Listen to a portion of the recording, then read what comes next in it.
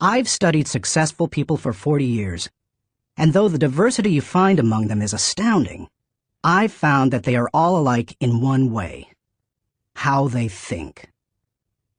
That is the one thing that separates successful people from unsuccessful ones. And here's the good news. How successful people think can be learned. If you change your thinking, you can change your life. Why you should change your thinking. It's hard to overstate the value of changing your thinking. Good thinking can do many things for you: generate revenue, solve problems, and create opportunities. It can take you to a whole new level, personally and professionally. It really can change your life. Consider some things you need to know about changing your thinking. 1. Changed thinking is not automatic. Sadly, a change in thinking doesn't happen on its own. Good ideas rarely go out and find someone. If you want to find a good idea, you must search for it. If you want to become a better thinker, you need to work at it. And once you begin to become a better thinker, the good ideas keep coming. In fact, the amount of good thinking you can do at any time depends primarily on the amount of good thinking you are already doing. 2. Changed thinking is difficult. When you hear someone say, "Now this is just off the top of my head," expect dandruff. The only people who believe thinking is easy are those who don't habitually engage in it. Nobel Prize-winning physicist Albert Einstein, one of the best thinkers who ever lived, asserted, "Thinking is hard work. That's why so few do it." Because thinking is so difficult, you want to use anything you can to help you improve the process. 3. Changed thinking is worth the investment. Author Napoleon Hill observed, "More gold has been mined from the thoughts of man than has ever been taken from the earth." When you take the time to learn how to change your thinking and become a better thinker, you are investing in yourself. Gold mines tap out. Stock markets crash. Real estate investments can go sour, but a human mind with the ability to think well is like a diamond mine that never runs out. It's priceless. How to become a better thinker. Do you want to master the process of good thinking? Do you want to be a better thinker tomorrow than you are today? Then you need to engage in an ongoing process that improves your thinking. I recommend you do the following. 1. Expose yourself to good input. Good thinkers always prime the pump of ideas. They always look for things to get the thinking process started, because what you put in always impacts what comes out. Read books, review trade magazines, listen to tapes, and spend time with good thinkers. And when something intrigues you, whether it's someone else's idea or the seed of an idea that you've come up with yourself, keep it in front of you. Put it in writing and keep it somewhere in your favorite thinking place to stimulate your thinking. 2. Expose yourself to good thinkers. Spend time with the right people. As I worked on this section and bounced my ideas off of some key people so that my thoughts would be stretched, I realized something about myself. All of the people in my life whom I consider to be close friends or colleagues are thinkers. Now, I love all people. I try to be kind to everyone I meet, and I desire to add value to as many people as I can through conferences, books, audio lessons, etc. But the people I seek out and choose to spend time with all challenge me with their thinking and their actions. They are constantly trying to grow and learn. That's true of my wife Margaret, my close friends, and the executives who run my companies. Every one of them is a good thinker. The writer of Proverbs observed that sharp people sharpen one another, just as iron sharpens iron. If you want to be a sharp thinker, be around sharp people. 3. choose to think good thoughts. To become a good thinker, you must become intentional about the thinking process. Regularly put yourself in the right place to think, shape, stretch, and land your thoughts. Make it a priority. Remember, thinking is a discipline. Recently, I had breakfast with Dan Cathy, the president of Chick-fil-A, a fast food chain headquartered in the Atlanta area. I told him that I was working on this book, and I asked him if he made thinking time a high priority. Not only did he say yes, but he told me about what he calls his thinking schedule. It helps him to fight the hectic pace of life that discourages intentional thinking. Dan says he sets aside time just to think for half a day every 2 weeks, for 1 whole day every month, and for 2 or 3 full days every year. Dan explains, "This helps me keep the main thing, since I am so easily distracted." You may want to do something similar, or you can develop a schedule and method of your own. No matter what you choose to do, go to your thinking place, take paper and pen, and make sure you capture your ideas in writing. 4. Act on your good thoughts. Ideas have a short shelf life. You must act on them before the expiration date. World War I flying ace Eddie Rickenbacker said it all when he remarked, "I can give you a 6-word formula for success. Think things through, then follow through." 5. Allow your emotions to create another good thought. To start the thinking process, you cannot rely on your feelings. In Failing Forward, I wrote that you can act your way into feeling long before you can feel your way into action. If you wait until you feel like doing something, you will likely never accomplish it. The same is true for thinking. You cannot wait until you feel like thinking to do it.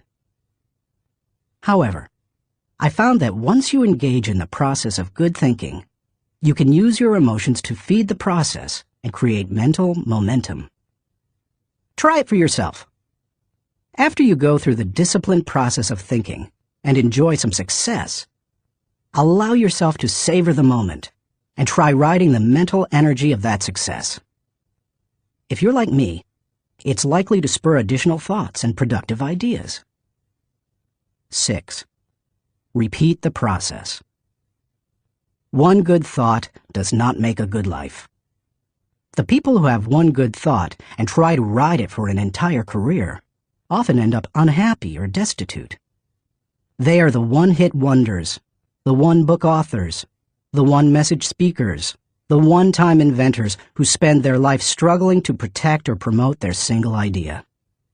Success comes to those who have an entire mountain of gold that they continually mine, not those who find one nugget and try to live on it for 50 years.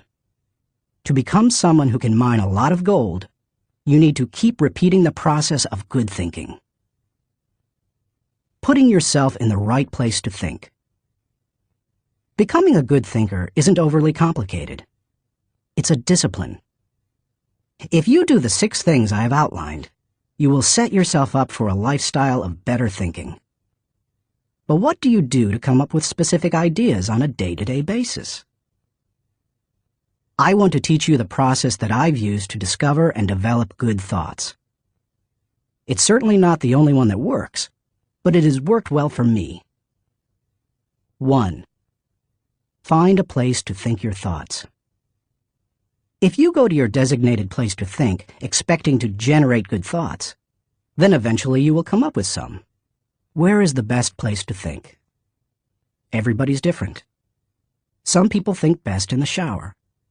Others, like my friend Dick Biggs, like to go to a park. For me, the best places to think are in my car, on planes, and in the spa. Ideas come to me in other places as well, such as when I'm in bed. I keep a special lighted writing pad on my nightstand for such times. I believe I often get thoughts because I make it a habit to frequently go to my thinking places. If you want to consistently generate ideas, you need to do the same thing. Find a place where you can think and plan to capture your thoughts on paper so that you don't lose them. When I found a place to think my thoughts found a place in me. 2. Find a place to shape your thoughts. Rarely do ideas come fully formed and completely worked out. Most of the time, they need to be shaped until they have substance. As my friend Dan Ryland says, they have to stand the test of clarity and questioning. During the shaping time, you want to hold an idea up to strong scrutiny. Many times a thought that seemed outstanding late at night looks pretty silly in the light of day. Ask questions about your ideas. Fine-tune them. One of the best ways to do that is to put your thoughts in writing. Professor, college president, and U.S. Senator S.I. Hayakawa wrote, "Learning to write is learning to think. You don't know anything clearly unless you can state it in writing." As you shape your thoughts, you find out whether an idea has potential. You learn what you have. You also learn some things about yourself. The shaping time thrills me because it embodies humor. The thoughts that don't work often provide comic relief. Humility. The moments when I connect with God awe me. Excitement. I love to play out an idea mentally. I call it futuring it. Creativity. In these moments, I am unhampered by reality. Fulfillment. God made me for this process. It uses my greatest gifts and gives me joy. Honesty. As I turn over an idea in my mind, I discover my true motives. Passion. When you shape a thought, you find out what you believe and what really counts. Change. Most of the changes I have made in my life resulted from thorough thinking on a subject. You can shape your thoughts almost anywhere. Just find a place that works for you, where you will be able to write things down, focus your attention without interruptions, and ask questions about your ideas. 3. Find a place to stretch your thoughts. If you come upon great thoughts and spend time mentally shaping them, don't think you're done and can stop there. If you do, you will miss some of the most valuable aspects of the thinking process. You miss bringing others in and expanding ideas to their greatest potential. Earlier in my life, I have to admit, I was often guilty of this error. I wanted to take an idea from seed thought to solution before sharing it with anyone, even the people it would most impact. I did this both at work and at home. But over the years, I have learned that you can go much farther with a team than you can go alone. I've found a kind of formula that can help you stretch your thoughts. It says, the right thought plus the right people in the right environment at the right time for the right reason equals the right result. This combination is hard to beat. Like every person, every thought has the potential to become something great. When you find a place to stretch your thoughts, you find that potential. 4. Find a place to land your thoughts. Author C.D. Jackson observes that great ideas need landing gear as well as wings. Any idea that remains only an idea doesn't make a great impact. The real power of an idea comes when it goes from abstraction to application. Think about Einstein's theory of relativity. When he published his theories in 1905 and 1916, they were merely profound ideas. Their real power came with the development of the nuclear reactor in 1942 and the nuclear bomb in 1945. When scientists developed and implemented Einstein's ideas, the whole world changed. Likewise, if you want your thoughts to make an impact, you need to land them with others so that they can someday be implemented. As you plan for the application phase of the thinking process, land your ideas first with yourself. Landing an idea with yourself will give you integrity. People will buy into an idea only after they buy into the leader who communicates it. Before teaching any lesson, I ask myself 3 questions. Do I believe it? Do I live it? Do I believe others should live it? If I can't answer yes to all 3 questions, then I haven't landed it. Key players. Let's face it, no idea will fly if the influencers don't embrace it. After all, they are the people who carry thoughts from idea to implementation. Those most affected. Landing thoughts with the people on the firing line will give you great insight. Those closest to changes that occur as a result of a new idea can give you a reality read. And that's important, because sometimes even when you've diligently completed the process of creating a thought, shaping it, and stretching it with other good thinkers, you can still miss the mark. 5. Find a place to fly your thoughts. French philosopher Henri-Louis Bergson, who won the Nobel Prize in Literature in 1927, asserted that a person should think like a man of action, act like a man of thought. What good is thinking if it has no application in real life? Thinking divorced from actions cannot be productive. Learning how to master the process of thinking well leads you to productive thinking. If you can develop the discipline of good thinking and turn it into a lifetime habit, then you will be successful and productive all of your life. Once you've created, shaped, stretched, and landed your thoughts, then flying them can be fun and easy. Portrait of a good thinker. You often hear someone say that a colleague or friend is a good thinker, but that phrase means something different to everyone. To one person, it may mean having a high IQ, while to another, it could mean knowing a bunch of trivia, or being able to figure out whodunit when reading a mystery novel. I believe that good thinking isn't just one thing. It consists of several specific thinking skills.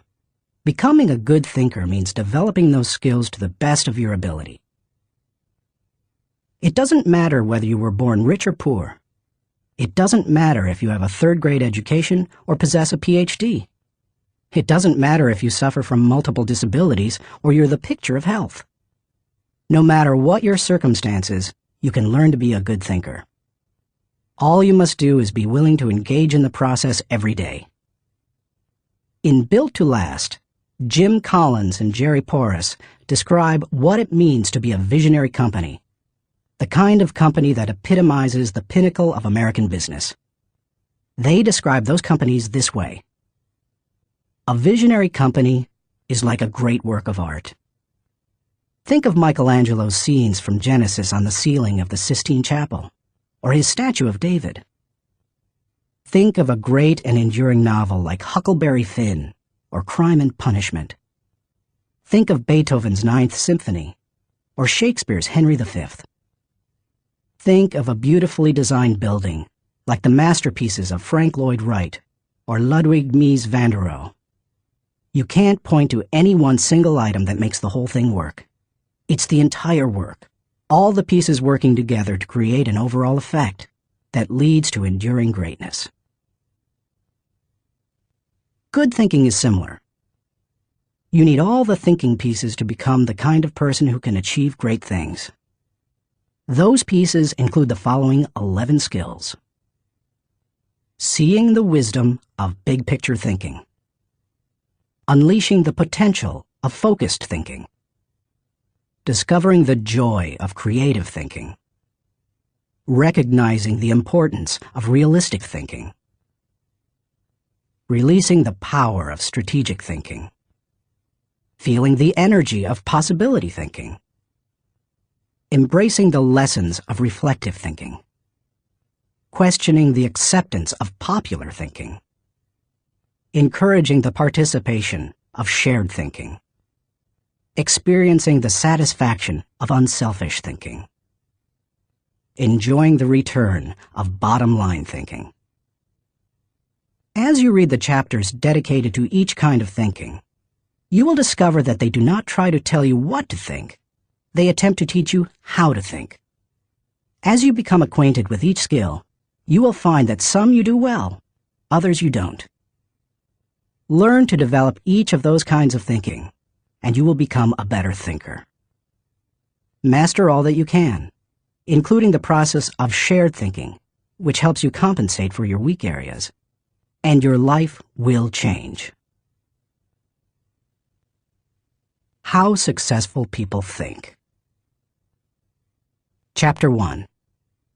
Cultivate big picture thinking. Where success is concerned, people are not measured in inches or pounds or college degrees or family background. They are measured by the size of their thinking. David Schwartz. Big picture thinking can benefit any person in any profession. When somebody like Jack Welch tells a GE employee that the ongoing relationship with a customer is more important than the sale of an individual product, he's reminding them of the big picture. When two parents are fed up with potty training, poor grades, or fender benders, and one reminds the other that the current difficult time is only a temporary season, then they benefit from thinking big picture. Real estate developer Donald Trump quipped, "You have to think anyway, so why not think big?" Big picture thinking brings wholeness and maturity to a person's thinking. It brings perspective. It's like making the frame of a picture bigger, in the process expanding not only what you can see, but what you are able to do. Spend time with big picture thinkers, and you will find that they learn continually. Big picture thinkers are never satisfied with what they already know. They are always visiting new places, reading new books, meeting new people, learning new skills. And because of that practice, they often are able to connect the unconnected.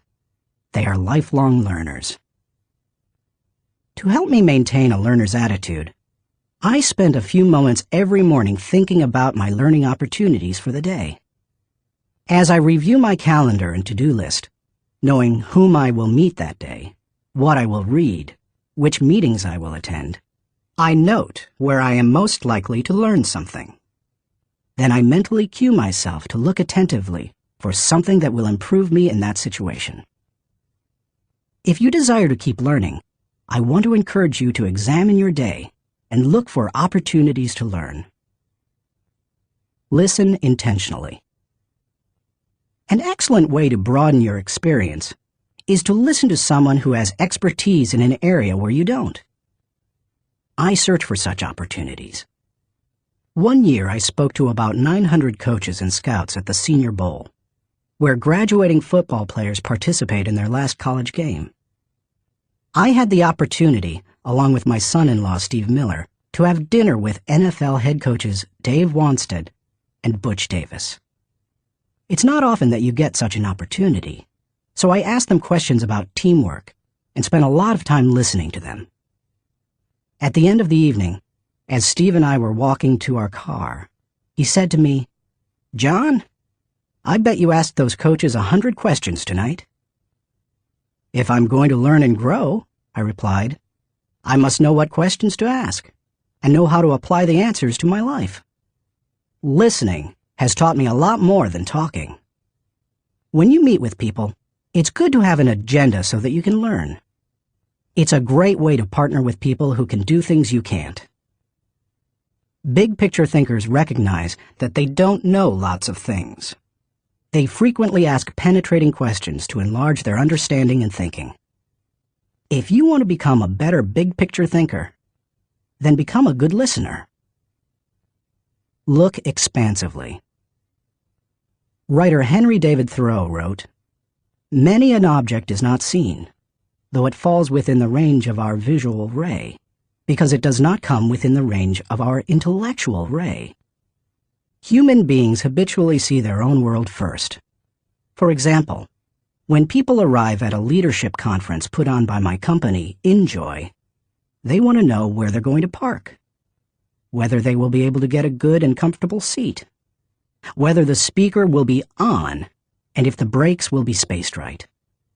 When I arrive to speak at the same conference, I want to know that the lighting is good, the sound equipment is operating effectively, whether the speaker's platform will be close enough to the people, etc. Who you are determines what you see and how you think. Big picture thinkers realize there is a world out there besides their own, and they make an effort to get outside of themselves and see other people's worlds through their eyes. It's hard to see the picture while inside the frame. To see how others see, you must first find out how they think. Becoming a good listener certainly helps with that. So does getting over your personal agenda and trying to take the other person's perspective. Live completely.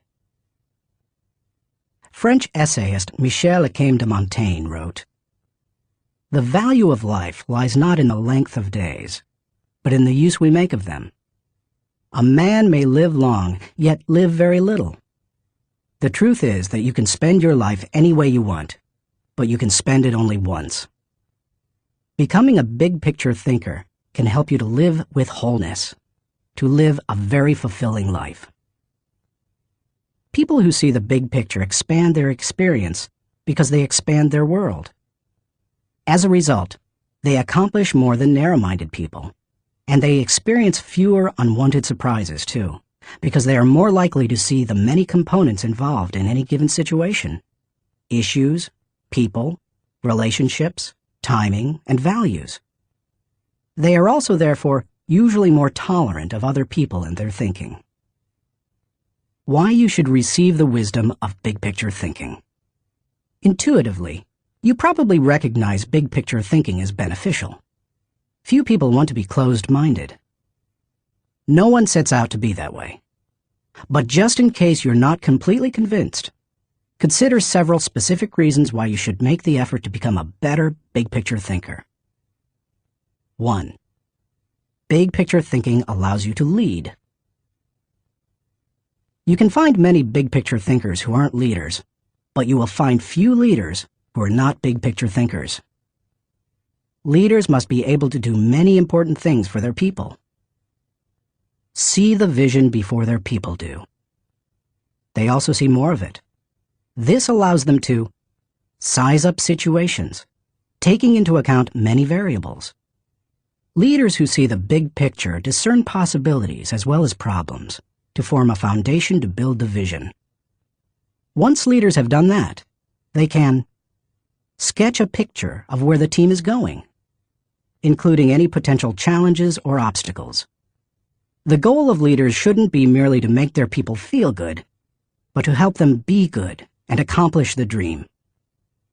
The vision, shown accurately, will allow leaders to show how the future connects with the past to make the journey more meaningful. When leaders recognize this need for connection and bridge it, then they can seize the moment when the timing is right. In leadership, when to move is as important as what you do. As Winston Churchill said, there comes a special moment in everyone's life, a moment for which that person was born. When he seizes it, it is his finest hour. Whether building roads, planning a trip, or moving in leadership, big picture thinking allows you to enjoy more success.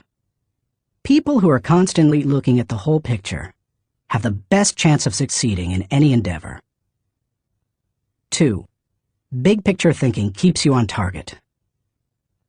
Thomas Fuller, chaplain to Charles II of England, observed, "He that is everywhere is nowhere. To get things done, you need focus.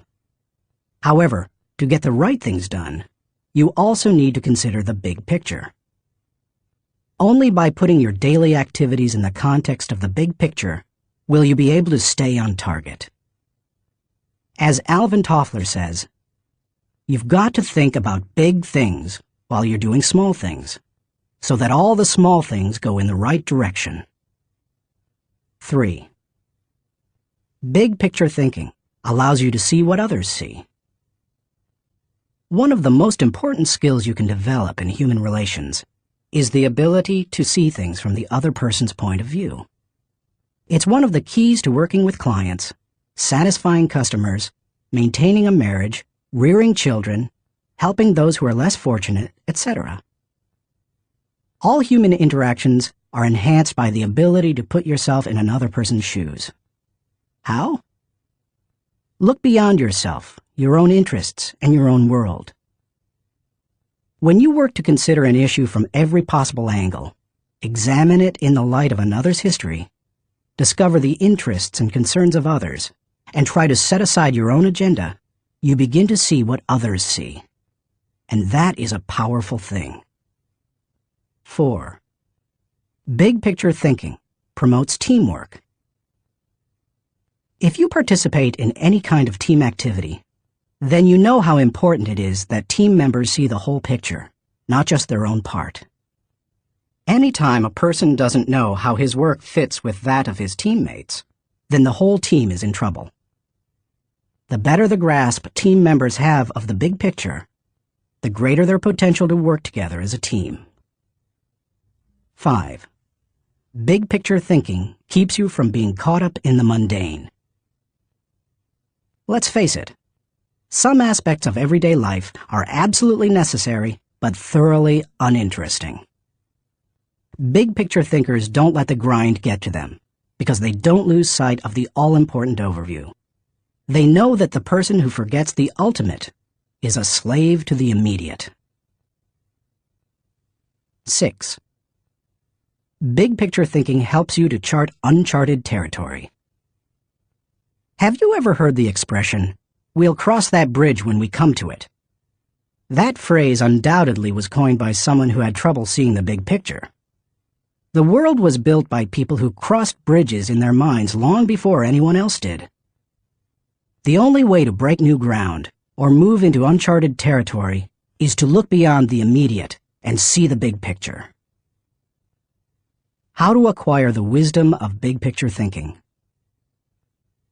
If you desire to seize new opportunities and open new horizons, then you need to add big picture thinking to your abilities. To become a good thinker, better able to see the big picture, keep in mind the following suggestions. 1. Don't strive for certainty. Big picture thinkers are comfortable with ambiguity. They don't try to force every observation or piece of data into pre-formulated mental cubbyholes. They think broadly and can juggle many seemingly contradictory thoughts in their minds.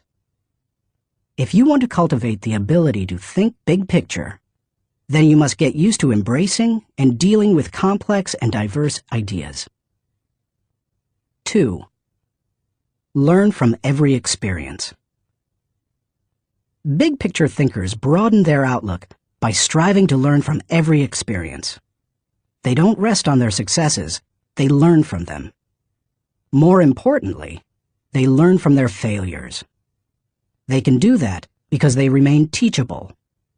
Varied experiences, both positive and negative, help you see the big picture. The greater the variety of experience and success, the more potential to learn you have. If you desire to be a big picture thinker, then get out there and try a lot of things. Take a lot of chances, and take time to learn after every victory or defeat. 3. Gain insight from a variety of people. Big picture thinkers learn from their experiences, but they also learn from experiences they don't have. That is, they learn by receiving insight from others, from customers, employees, colleagues, and leaders. If you desire to broaden your thinking and see more of the big picture, then seek out counselors to help you. But be wise in whom you ask for advice. Gaining insight from a variety of people doesn't mean stopping anyone and everyone in hallways and grocery store lines and asking what they think about a given subject. Be selective. Talk to people who know and care about you, who know their field, and who bring experience deeper and broader than your own.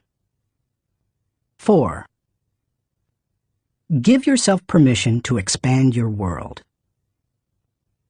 If you want to be a big picture thinker, you will have to go against the flow of the world. Society wants to keep people in boxes. Most people are married mentally to the status quo. They want what was, not what can be. They seek safety in simple answers. To think big picture, you need to give yourself permission to go a different way, to break new ground, to find new worlds to conquer. And when your world does get bigger, you need to celebrate. Never forget there is more out there in the world than what you've experienced. Keep learning, keep growing, and keep looking at the big picture. If you desire to be a good thinker, that's what you need to do. Thinking question. Am I thinking beyond myself and my world so that I process ideas with a holistic perspective? Chapter 2. Engage in focused thinking. He did each thing as if he did nothing else. Spoken of novelist Charles Dickens. Philosopher Bertrand Russell once asserted, "To be able to concentrate for a considerable time is essential to difficult achievement." Sociologist Robert Lind observed that, "Knowledge is power only if a man knows what facts are not to bother about." Focused thinking removes distractions and mental clutter so that you can concentrate on an issue and think with clarity. Focused thinking can do several things for you. 1. Focused thinking harnesses energy toward a desired goal. Focus can bring energy and power to almost anything, whether physical or mental. If you're learning how to pitch a baseball and you want to develop a good curveball, then focused thinking while practicing will improve your technique. If you need to refine the manufacturing process of your product, focused thinking will help you develop the best method. If you want to solve a difficult mathematics problem, focused thinking helps you break through to the solution. The greater the difficulty of a problem or issue, the more focused thinking time is necessary to solve it. 2. Focused thinking gives ideas time to develop. I love to discover and develop ideas. I often bring my creative team together for brainstorming and creative thinking. When we first get together, we try to be exhaustive in our thinking in order to generate as many ideas as possible. The birthing of a potential breakthrough often results from sharing many good ideas. But to take ideas to the next level, you must shift from being expansive in your thinking to being selective. I have discovered that a good idea can become a great idea when it is given focus time. It's true that focusing on a single idea for a long time can be very frustrating. I've often spent days focusing on a thought and trying to develop it, only to find that I could not improve the idea. But sometimes, my perseverance in focused thinking pays off. That brings me great joy. And when focused thinking is at its best, not only does the idea grow, but so do I. 3. Focused thinking brings clarity to the target. I consider golf one of my favorite hobbies. It's a wonderfully challenging game. I like it because the objectives are so clear. Professor William Mobley of the University of South Carolina made the following observation about golf. One of the most important things about golf is the presence of clear goals. You see the pins, you know the par. It's neither too easy nor unattainable. You know your average score, and there are competitive goals. Competitive with par, with yourself, and others. These goals give you something to shoot at. In work, as in golf, goals motivate. One time on the golf course, I followed a golfer who neglected to put the pin back in the hole after he putted. Because I could not see my target, I couldn't focus properly. My focus quickly turned to frustration and to poor play. To be a good golfer, a person needs to focus on a clear target. The same is true in thinking. Focus helps you to know the goal and to achieve it. 4. Focused thinking will take you to the next level. No one achieves greatness by becoming a generalist. You don't hone a skill by diluting your attention to its development. The only way to get to the next level is to focus.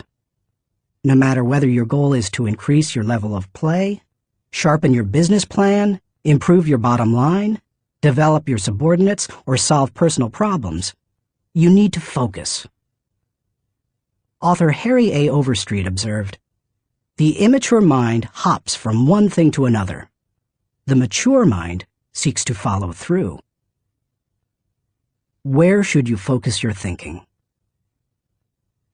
Does every area of your life deserve dedicated, focused thinking time? Of course, the answer is no. Be selective, not exhaustive, in your focused thinking. For me, that means dedicating in-depth thinking time to 4 areas: leadership, creativity, communication, and intentional networking. Your choices will probably differ from mine. Here are a few suggestions to help you figure them out. Identify your priorities.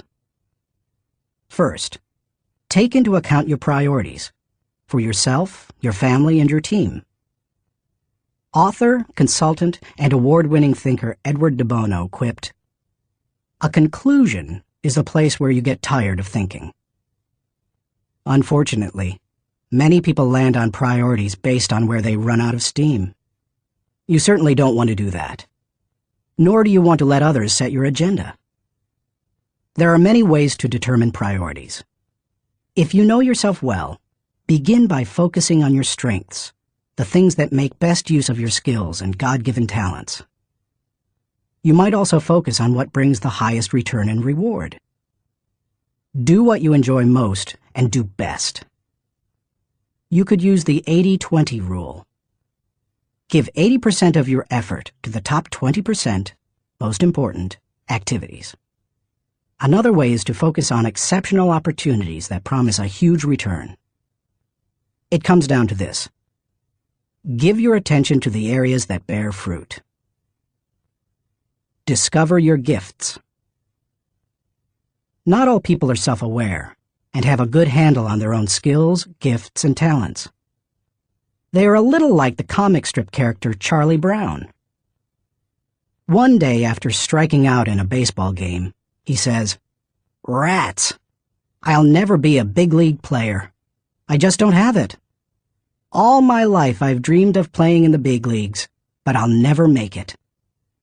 To which Lucy replies, "Charlie Brown, you're thinking too far ahead. What you need to do is set more immediate goals for yourself." For a moment, Charlie Brown sees a ray of hope. "Immediate goals?" he says. "Yes," answers Lucy. "Start with the next inning. When you go out to pitch, see if you can walk out to the mound without falling down." I've met many individuals who grew up in a household full of Lucys. They received little encouragement or affirmation, and as a result, seem at a loss for direction.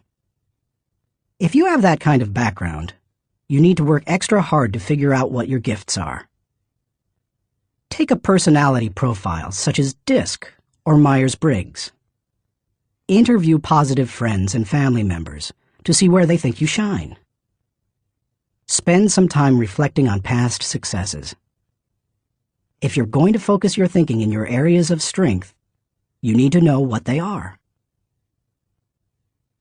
Develop your dream. If you want to achieve great things, you need to have a great dream. If you're not sure of your dream, use your focused thinking time to help you discover it. If your thinking has returned to a particular area time after time, you may be able to discover your dream there. Give it more focused time and see what happens. Once you find your dream, move forward without second-guessing. Take the advice of Satchel Paige. Don't look back. Something might be gaining on you. The younger you are, the more likely you will give your attention to many things. That's good, Because if you're young, you're still getting to know yourself, your strengths and weaknesses. If you focus your thinking on only one thing and your aspirations change, then you've wasted your best mental energy. As you get older and more experienced, the need to focus becomes more critical. The farther and higher you go, the more focused you can be, and need to be. How can you stay focused? Once you have a handle on what you should think about, you must decide how to better focus on it. Here are 5 suggestions to help you with the process. 1. Remove distractions. Removing distractions is no small matter in our current culture, but it's critical. How do you do it? First, by maintaining the discipline of practicing your priorities. Don't do easy things first, or hard things first, or urgent things first. Do first things first, the activities that give you the highest return. In that way, you keep the distractions to a minimum. Second, insulate yourself from distractions. I've found that I need blocks of time to think without interruptions. I've mastered the art of making myself unavailable when necessary and going off to my thinking place so that I can work without interruptions. Because of my responsibilities as founder of 3 companies, however, I am always aware of the tension between my need to remain accessible to others as a leader and my need to withdraw from them to think. The best way to resolve the tension is to understand the value of both activities. Walking slowly through the crowd allows me to connect with people and know their needs. Withdrawing from the crowd allows me to think of ways to add value to them. My advice to you is to place value on and give attention to both. If you naturally withdraw, then make sure to get out among people more often. If you're always on the go and rarely withdraw for thinking time, then remove yourself periodically so that you can unleash the potential of focused thinking. And wherever you are, be there. 2. Make time for focused thinking. Once you have a place to think, you need the time to think. Because of the fast pace of our culture, people tend to multitask, but that's not always a good idea. Switching from task to task can cost you up to 40% efficiency. According to researchers, if you're trying to accomplish many things at the same time, you'll get more done by focusing on one task at a time, not by switching constantly from one task to another. Years ago, I realized that my best thinking time occurs in the morning. Whenever possible, I reserve my mornings for thinking and writing. One way to gain time for focused thinking is to impose upon yourself a rule that one company implemented. Don't allow yourself to look at email until after 10 a.m. Instead, focus your energies on your number 1 priority. Put non-productive time wasters on hold so that you can create thinking time for yourself. 3. Keep items of focus before you. Ralph Waldo Emerson, the great transcendental thinker, believed, concentration is the secret of strength in politics, in war, in trade, in short, in all management of human affairs. To help me concentrate on the things that matter, I work to keep important items before me. One way is to ask my assistant, Linda Eggers, to keep bringing it up, asking me about it, giving me additional information in reference to it. I'll also keep a file or page on my desk so that I see it every day as I work. That strategy has successfully helped me for 30 years to stimulate and sharpen ideas. If you've never done it, I recommend that you try it. I'll tell you more about it in the section on reflective thinking. 4. Set goals. I believe goals are important. The mind will not focus until it has clear objectives. But the purpose of goals is to focus your attention and give you direction. not to identify a final destination. As you think about your goals, note that they should be clear enough to be kept in focus, close enough to be achieved, helpful enough to change lives. Those guidelines will get you going. And be sure to write down your goals. If they're not written, I can almost guarantee that they're not focused enough. And if you really want to make sure they're focused, take the advice of David Belasco, who says, "If you can't write your idea on the back of my business card, you don't have a clear idea." Even if you look back years from now and think your goals were too small, they will have served their purpose if they provide you with direction. 5. Question your progress. Take a good look at yourself from time to time to see whether you are actually making progress. That is the most accurate measure of whether you are making the best use of focused thinking. Ask yourself, am I seeing a return for my investment of focused thinking time? Is what I am doing getting me closer to my goals?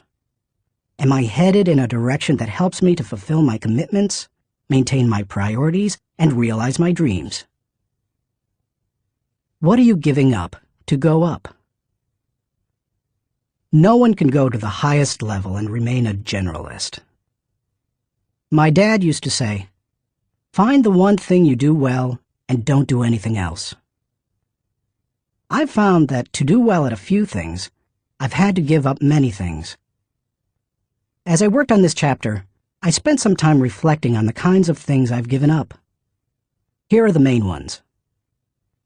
I can't know everyone. I love people, and I'm outgoing. Put me into a room full of people and I feel energized. So it goes against my grain to restrict myself from spending time with lots of people. To compensate for that, I've done a couple of things. First, I've chosen a strong inner circle of people. They not only provide tremendous professional help, but they also make life's journey much more pleasant. Second, I ask certain friends to catch me up on what's happening in the lives of other friends. I usually do that when I'm traveling and can't block out the time I would need for focused thinking. I can't do everything. There are only a few exceptional opportunities in any person's lifetime. That's why I strive for excellence in a few things, rather than a good performance in many. That's cost me. Because of my workload, I also have to skip doing many things that I would love to do. For example, every week I hand off projects that I think would be fun to do myself. I practice the 10-80-10 principle with the people to whom I'm delegating a task. I help with the first 10% by casting vision, laying down parameters, providing resources, and giving encouragement. Then, once they've done the middle 80%, I come alongside them again and help them take whatever it is the rest of the way, if I can. I call it putting the cherry on top. I can't go everywhere. Every conference speaker and author has to travel a lot. Before I began doing much speaking, that seemed like a glamorous life. But after logging several million miles, I know what kind of a toll it can take. Ironically, I still love traveling for pleasure with my wife Margaret. It's one of our great joys. She and I could take 10 vacations a year and enjoy every one of them. Yet we can't because so much of my time is consumed doing what I was called to do. Help people to grow personally and to develop as leaders. I can't be well-rounded. Being focused also keeps me from being well-rounded. I tell people, 99% of everything in life I don't need to know about. I try to focus on the 1% that gives me the highest return. And of the remaining 99, Margaret keeps me aware of whatever I need to know. It's one of the ways I keep from getting totally out of balance in my life. Being willing to give up some of the things you love in order to focus on what has the greatest impact isn't an easy lesson to learn. But the earlier you embrace it, the sooner you can dedicate yourself to excellence in what matters most. Thinking question. Am I dedicated to removing distractions and mental clutter so that I can concentrate with clarity on the real issue? Chapter 3. Harness Creative Thinking. The joy is in creating, not maintaining. Vince Lombardi, NFL Hall of Fame coach. Creativity is pure gold, no matter what you do for a living. Annette Moser-Wellman, author of The 5 Faces of Genius, asserts, "The most valuable resource you bring to your work and to your firm is your creativity. More than what you get done, more than the role you play, more than your title, more than your output, it's your ideas that matter." Despite the importance of a person's ability to think with creativity, few people seem to possess the skill in abundance. If you're not as creative as you would like to be, you can change your way of thinking. Creative thinking isn't necessarily original thinking. In fact, I think people mythologize original thought. Most often, creative thinking is a composite of other thoughts discovered along the way. Even the great artists, whom we consider highly original, learned from their masters, modeled their work on that of others, and brought together a host of ideas and styles to create their own work. Study art, and you will see threads that run through the work of all artists and artistic movements, connecting them to other artists who went before them. Characteristics of creative thinkers. Perhaps you're not even sure what I mean when I ask whether you are a creative thinker. Consider some characteristics that creative thinkers have in common. Creative thinkers value ideas. Annette Moser-Wellman observes, "Highly creative people are dedicated to ideas. They don't rely on their talent alone. They rely on their discipline. Their imagination is like a second skin. They know how to manipulate it to its fullest." Creativity is about having ideas, lots of them. You will have ideas only if you value ideas. Creative thinkers explore options. I've yet to meet a creative thinker who didn't love options. Exploring a multitude of possibilities helps to stimulate the imagination, and imagination is crucial to creativity. As Albert Einstein put it, imagination is more important than knowledge. People who know me well will tell you that I place a very high value on options. Why? Because they provide the key to finding the best answer, not the only answer. Good thinkers come up with the best answers. They create backup plans that provide them with alternatives. They enjoy freedom that others do not possess, and they will influence and lead others. Creative thinkers embrace ambiguity. Writer H.L. Mencken said, "It is the dull man who is always sure, and the sure man who is always dull." Creative people don't feel the need to stamp out uncertainty. They see all kinds of inconsistencies and gaps in life, and they often take delight in exploring those gaps, or in using their imagination to fill them in. Creative thinkers celebrate the offbeat. Creativity, by its very nature, often explores off the beaten path and goes against the grain. Diplomat and longtime president of Yale University, Kingman Brewster, said, "There is a correlation between the creative and the screwball, so we must suffer the screwball gladly." To foster creativity in yourself or others, be willing to tolerate a little oddness. Creative thinkers connect the unconnected. Because creativity utilizes the ideas of others, there's great value in being able to connect one idea to another, especially to seemingly unrelated ideas. Graphic designer Tim Hansen says, "Creativity is especially expressed in the ability to make connections to make associations, to turn things around and express them in a new way. Creating additional thoughts is like taking a trip in your car. You may know where you are going, but only as you move toward your destination can you see and experience things in a way not possible before you started. Creative thinking works something like this. Think, then collect, then create, then correct, then connect. Once you begin to think, you are free to collect. You ask yourself, what material relates to this thought? Once you have the material, you ask, what ideas can make the thought better? That can start to take an idea to the next level. After that, you can correct or refine it by asking, what changes can make these ideas better? Finally, you connect the ideas by positioning them in the right context to make the thought complete and powerful. Creative thinkers don't fear failure. Creativity demands the ability to be unafraid of failure, because creativity equals failure. You may be surprised to hear such a statement, but it's true. Charles Frankel asserts that anxiety is the essential condition of intellectual and artistic creation.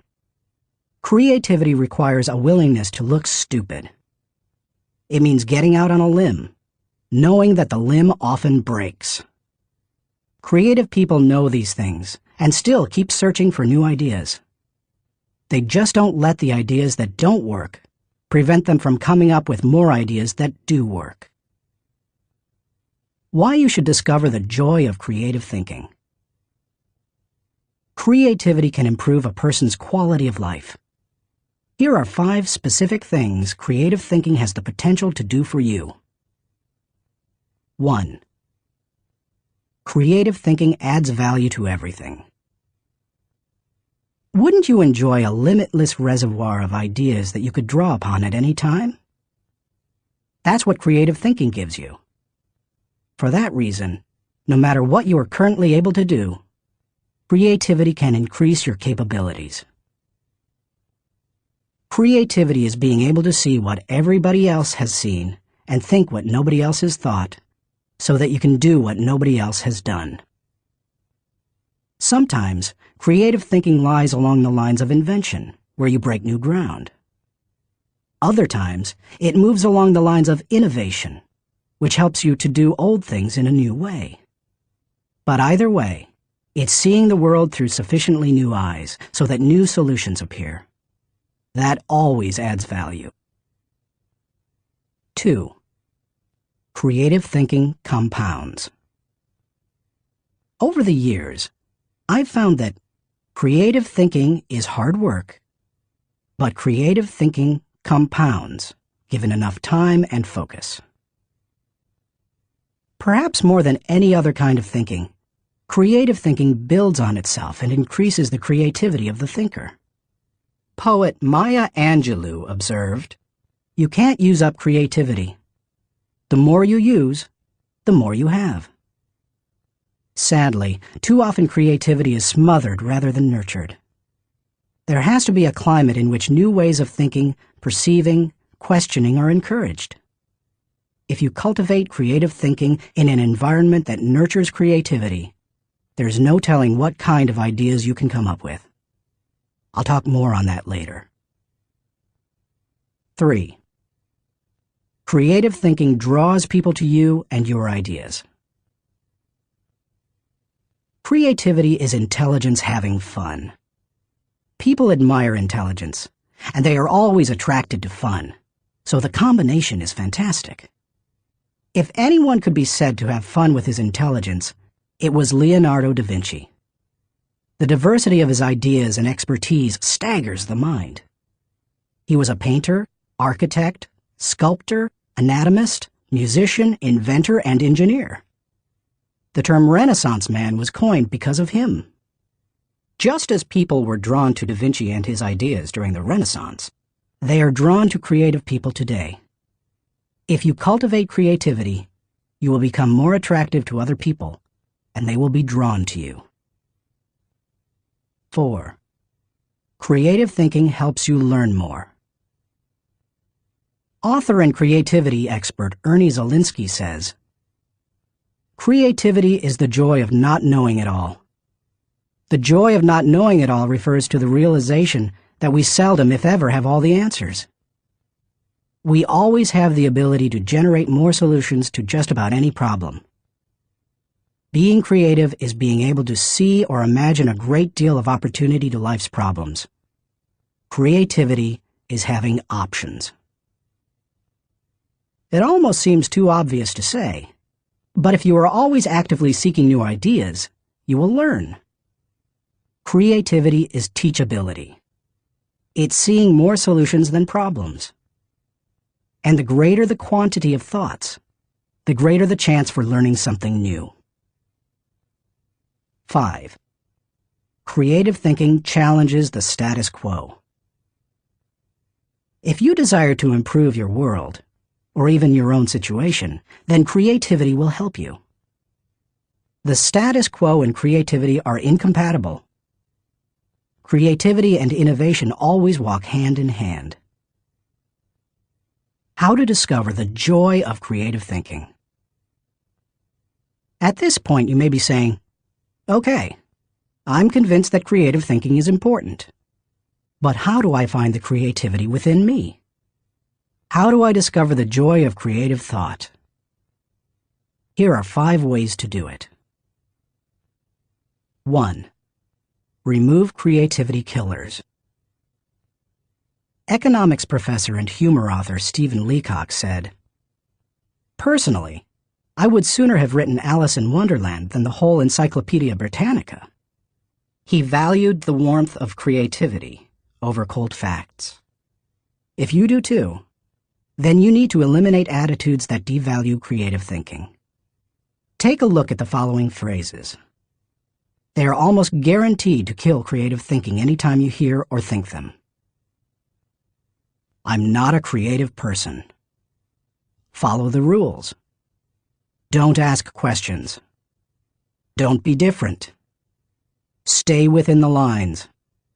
"There is only one way." "Don't be foolish." "Be practical." "Be serious." "Think of your image." "That's not logical." "It's not practical." "It's never been done." "It can't be done." "It didn't work for them." "We tried that before." "It's too much work." "We can't afford to make a mistake." "It will be too hard to administer." "We don't have the time." "We don't have the money." "Yes, but..." Play is frivolous. Failure is final. If you think you have a great idea, don't let anyone talk you out of it, even if it sounds foolish. Don't let yourself or anyone else subject you to creativity killers. After all, you can't do something new and exciting if you force yourself to stay in the same old rut. Don't just work harder at the same old thing. Make a change. 2. Think creatively by asking the right questions. Creativity is largely a matter of asking the right questions. Management trainer Sir Anthony Jay said, "The uncreative mind can spot wrong answers, but it takes a creative mind to spot wrong questions." Wrong questions shut down the process of creative thinking. They direct thinkers down the same old path, or they chide them into believing that thinking isn't necessary at all. To stimulate creative thinking, ask yourself questions such as, why must it be done this way? What is the root problem? What are the underlying issues? What does this remind me of? What is the opposite? What metaphor or symbol helps to explain it? Why is it important? What's the hardest or most expensive way to do it? Who has a different perspective on this? What happens if we don't do it at all? You get the idea.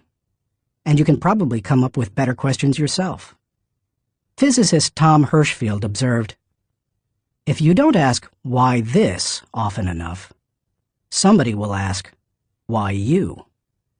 If you want to think creatively, you must ask good questions. You must challenge the process. 3. Develop a creative environment. Charlie Brower said, "A new idea is delicate. It can be killed by a sneer or a yawn. It can be stabbed to death by a quip and worried to death by a frown on the right man's brow. Negative environments kill thousands of great ideas every minute." A creative environment, on the other hand, becomes like a greenhouse where ideas get seeded, sprout up, and flourish. A creative environment encourages creativity. David Hills says, "Studies of creativity suggest that the biggest single variable of whether or not employees will be creative is whether they perceive they have permission. When innovation and good thinking are openly encouraged and rewarded, then people see that they have permission to be creative." A creative environment places a high value on trust among team members and individuality.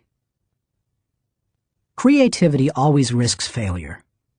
That's why trust is so important to creative people. In the creative process, trust comes from people working together, from knowing that people on the team have experience launching successful, creative ideas, and from the assurance that creative ideas won't go to waste because they will be implemented. A creative environment embraces those who are creative. Creative people celebrate the offbeat. How should creative people be treated? I take the advice of Tom Peters. Weed out the dullards, nurture the nuts. I do that by spending time with them, which I enjoy anyway. I especially like to pull people into brainstorming sessions. People look forward to an invitation to such meetings because the time will be filled with energy, ideas, and laughter. And the odds are high that a new project, seminar, or business strategy will result. When that happens, they also know a party's coming. A creative environment focuses on innovation, not just invention. Sam Weston, creator of the popular action figure G.I. Joe, said, "Truly groundbreaking ideas are rare, but you don't necessarily need one to make a career out of creativity." My definition of creativity is the logical combination of two or more existing elements that result in a new concept. The best way to make a living with your imagination is to develop innovative applications, not imagine completely new concepts. Creative people say, "Give me a good idea, and I'll give you a better idea." A creative environment is willing to let people go outside the lines. Most people automatically stay within lines, even if those lines have been arbitrarily drawn or are terribly out of date. Remember, most limitations we face are not imposed on us by others. We place them on ourselves. Lack of creativity often falls into that category. If you want to be more creative, challenge boundaries. Inventor Charles Kettering said, "All human development, no matter what form it takes, must be outside the rules. Otherwise, we would never have anything new." A creative environment takes that into account. A creative environment appreciates the power of a dream. A creative environment promotes the freedom of a dream. A creative environment encourages the use of a blank sheet of paper and the question, if we could draw a picture of what we want to accomplish, what would that look like? A creative environment allowed Martin Luther King Jr. to speak with passion and declare to millions, "I have a dream," not "I have a goal." Goals may give focus, but dreams give power. Dreams expand the world. That is why James Allen suggested that dreamers are the saviors of the world. The more creativity-friendly you can make your environment, the more potential it has to become creative. 4. Spend time with other creative people. What if the place you work has an environment hostile to creativity, and you possess little ability to change it? One possibility is to change jobs. But what if you desire to keep working there despite the negative environment? Your best option is to find a way to spend time with other creative people. Creativity is contagious. Have you ever noticed what happens during a good brainstorming session? One person throws out an idea. Another person uses it as a springboard to discover another idea. Someone else takes it in yet another, even better direction. Then somebody grabs hold of it and takes it to a whole new level. The interplay of ideas can be electric. I have a strong group of creative individuals in my life. I make sure to spend regular time with them. When I leave them, I always feel energized. I'm full of ideas, and I see things differently. They truly are indispensable to my life. It's a fact that you begin to think like the people you spend a lot of time with. The more time you can spend with creative people, engaging in creative activities, the more creative you will become. 5. Get out of your box. Actress Katharine Hepburn remarked, "If you obey all the rules, you will miss all the fun." While I don't think it's necessary to break all the rules, many are in place to protect us, I do think it's unwise to allow self-imposed limitations to hinder us. Creative thinkers know that they must repeatedly break out of the box of their own history and personal limitations in order to experience creative breakthroughs. The most effective way to help yourself get out of the box is to expose yourself to new paradigms. One way you can do that is by traveling to new places. Explore other cultures, countries, and traditions. Find out how people very different from you live and think. Another is to read on new subjects. I'm naturally curious and love to learn, but I still have a tendency to read books only on my favorite subjects, such as leadership. I sometimes have to force myself to read books that broaden my thinking, because I know it's worth it. If you want to break out of your own box, get into somebody else's. Read broadly. Many people mistakenly believe that if individuals aren't born with creativity, they will never be creative. But you can see from the many strategies and examples I've given that creativity can be cultivated in the right supportive environment. Thinking question. Am I working to break out of my box of limitations so that I explore ideas and options to experience creative breakthroughs? Chapter 4. Employ realistic thinking. The first responsibility of a leader is to define reality. Max Dupree, Chairman of the Board of Herman Miller Incorporated. As anyone knows who's been out of school for a few years, there's usually a huge gap between a college education and the reality of the working world. Honestly, early in my career, I went out of my way to avoid too much realistic thinking because I thought it would interfere with my creative thinking. But as I've grown, I've come to realize that realistic thinking adds to my life. Reality check. Reality is the difference between what we wish and what is. It took some time for me to evolve into a realistic thinker. The process went in phases. First, I did not engage in realistic thinking at all. After a while, I realized that it was necessary, so I began to engage in it occasionally. But I didn't like it, because I thought it was too negative. And any time I could delegate it, I did. Eventually, I found that I had to engage in realistic thinking if I was going to solve problems and learn from my mistakes. And in time, I became willing to think realistically before I got in trouble and make it a continual part of my life. Today, I encourage my key leaders to think realistically. We make realistic thinking the foundation of our business because we derive certainty and security from it. Why you should recognize the importance of realistic thinking.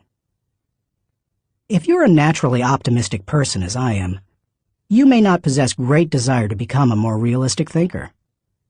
But cultivating the ability to be realistic in your thinking will not undermine your faith in people, nor will it lessen your ability to see and seize opportunities. Instead, it will add value to you in other ways. 1. Realistic thinking minimizes downside risk.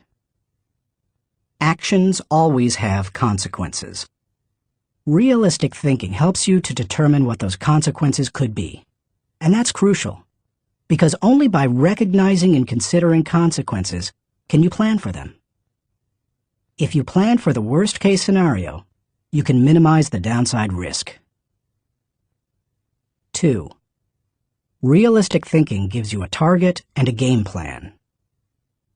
I've known business people who were not realistic thinkers. Here's the good news. They were very positive and had a high degree of hope for their business. Here's the bad news. Hope is not a strategy. Realistic thinking leads to excellence in leadership and management because it requires people to face reality. They begin to define their target and develop a game plan to hit it. When people engage in realistic thinking, they also begin to simplify practices and procedures, which results in better efficiency. Truthfully, in business, only a few decisions are important. Realistic thinkers understand the difference between the important decisions and those that are merely necessary in the normal course of business. The decisions that matter relate directly to your purpose. James Allen was right when he wrote, "Until thought is linked with purpose, there is no intelligent accomplishment." 3. Realistic thinking is a catalyst for change. People who rely on hope for their success rarely make change a high priority. If you have only hope, you imply that achievement and success are out of your hands. It's a matter of luck or chance. Why bother changing? Realistic thinking can dispel that kind of wrong attitude. There's nothing like staring reality in the face to make a person recognize the need for change. Change alone doesn't bring growth, but you cannot have growth without change. 4. Realistic thinking provides security. Anytime you have thought through the worst that can happen, and you have developed contingency plans to meet it, you become more confident and secure. It's reassuring to know that you are unlikely to be surprised. Disappointment is the difference between expectations and reality. Realistic thinking minimizes the difference between the two. 5. Realistic thinking gives you credibility. Realistic thinking helps people to buy into the leader and his or her vision. Leaders continually surprised by the unexpected soon lose credibility with their followers. On the other hand, leaders who think realistically and plan accordingly position their organizations to win. That gives their people confidence in them. The best leaders ask realistic questions before casting vision. They ask themselves things like, is it possible? Does this dream include everyone or just a few? Have I identified and articulated the areas that will make this dream difficult to achieve? 6. Realistic thinking provides a foundation to build on. Thomas Edison observed, "The value of a good idea is in using it." The bottom line on realistic thinking is that it helps you to make an idea usable by taking away the wish factor. Most ideas and efforts don't accomplish their intended results because they rely too much on what we wish rather than what is. You can't build a house in midair. It needs a solid foundation. Ideas and plans are the same. They need something concrete on which to build. Realistic thinking provides that solid foundation. 7. Realistic thinking is a friend to those in trouble. If creativity is what you would do if you were unafraid of the possibility of failure, then reality is dealing with failure if it does happen. Realistic thinking gives you something concrete to fall back on during times of trouble, which can be very reassuring. Certainty in the midst of uncertainty brings stability. 8. Realistic thinking brings the dream to fruition. British novelist John Galsworthy wrote, "Idealism increases in direct proportion to one's distance from the problem. If you don't get close enough to a problem, you can't tackle it. If you don't take a realistic look at your dream and what it will take to accomplish it, you will never achieve it." Realistic thinking helps to pave the way for bringing any dream to fruition. How to recognize the importance of realistic thinking. Because I'm naturally optimistic rather than realistic, I've had to take concrete steps to improve my thinking in this area. Here are 5 things I do to improve my realistic thinking. 1. Develop an appreciation for truth. I could not develop as a realistic thinker until I gained an appreciation for realistic thinking. And that means learning to look at and enjoy truth. President Harry S. Truman said, "I never give 'em hell. I just tell the truth, and they think it is hell." That's the way many people react to truth. People tend to exaggerate their success and minimize their failures or deficiencies. They live according to Ruckert's law, believing there is nothing so small that it can't be blown out of proportion. Unfortunately, many people today could be described by a quote from Winston Churchill. "Men occasionally stumble over the truth, but most pick themselves up and hurry off as if nothing has happened." More recently, television journalist Ted Koppel observed, "Our society finds truth too strong a medicine to digest undiluted. In its purest form, truth is not a polite tap on the shoulder. It is a howling reproach." In other words, the truth will set you free, but first, it will make you angry. If you want to become a realistic thinker, however, you need to get comfortable dealing with the truth and face up to it. 2. Do your homework. The process of realistic thinking begins with doing your homework. You must first get the facts. Former governor, congressman, and ambassador Chester Bowles said, "When you approach a problem, strip yourself of preconceived opinions and prejudice. Assemble and learn the facts of the situation. Make the decision which seems to you to be the most honest, and then stick to it. It doesn't matter how sound your thinking is if it's based on faulty data or assumptions. You can't think well in the absence of facts, or in the presence of poor information. You can also find out what others have done in similar circumstances. Remember, your thinking doesn't necessarily have to be original. It just has to be solid. Why not learn all you can from good thinkers who have faced similar situations in the past? Some of my best thinking has been done by others. 3. Think through the pros and cons. There's nothing like taking the time to really examine the pros and cons of an issue to give you a strong dose of reality. It rarely comes down to simply choosing the course of action with the greatest number of pros, because all pros and cons do not carry equal weight. But that's not the value of the exercise anyway. Rather, it helps you to dig into the facts, examine an issue from many angles, and really count the cost of a possible course of action. 4. Picture the worst-case scenario. The essence of realistic thinking is discovering, picturing, and examining the worst-case scenario. Ask yourself questions such as, what if sales fall short of projections? What if revenue hits rock bottom? Not an optimist's rock bottom, but real rock bottom. What if we don't win the account? What if the client doesn't pay us?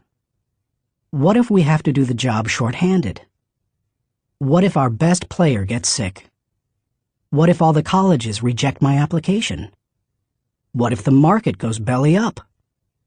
What if the volunteers quit? What if nobody shows up? You get the idea. The point is that you need to think about worst-case possibilities, whether you are running a business, leading a department, pastoring a church, coaching a team, or planning your personal finances. Your goal isn't to be negative or to expect the worst, just to be ready for it in case it happens. That way, you give yourself the best chance for a positive result, no matter what. If you picture the worst case and examine it honestly, then you really have experienced a reality check. You're ready for anything. As you do that, take the advice of Charles Hole, who advised, "Deliberate with caution, but act with decision, and yield with graciousness, or oppose with firmness." 5. Align your thinking with your resources. One of the keys to maximizing realistic thinking is aligning your resources with your objectives. Looking at pros and cons and examining worst-case scenarios will make you aware of any gaps between what you desire and what really is. Once you know what those gaps are, you can use your resources to fill them. After all, that's what resources are for. Super Bowl, Superdome, Super Security. Our country received lessons in realistic thinking following the tragedy of September 11, 2001. The destruction of the World Trade Center buildings in New York City far surpassed any worst-case scenarios that anyone might have envisioned. In the wake of that event, we now find that we don't have the luxury of avoiding or neglecting realistic thinking. I was reminded of that on Sunday, February 3, 2002. When I attended the Super Bowl in New Orleans, Louisiana. I had been to the big game twice before to root for the home team, first San Diego and later Atlanta, and had seen both teams lose. But I had never been to a game like this. The occasion had been designated a national security special event. That meant that the U.S. Secret Service would be overseeing it. Military personnel would work with local law enforcement, and security would be of the highest caliber. The Secret Service brought in several hundred agents and secured the area. In preparation for the game, access to the Superdome was highly restricted, with intensified screening. Officials blocked off roads, closed the nearby interstate, and designated the area a no-fly zone. We arrived early at the Dome. Officials suggested fans arrive up to 5 hours ahead of game time, and we immediately saw evidence of the precautionary measures. 8-foot fences surrounded the whole area, and concrete barriers prevented unauthorized vehicles from getting close to the building. We could see sharpshooters positioned at various locations, including on the roof of some adjacent buildings. When we reached a gate, police officers and security personnel patted us down and examined everyone's belongings. After that, they directed us to go through metal detectors. Only then did they allow us into the stadium. That's all well and good, you may be saying. But what would have happened had there been a terrorist attack? The Secret Service had that covered too, because they had prepared for the worst-case scenario.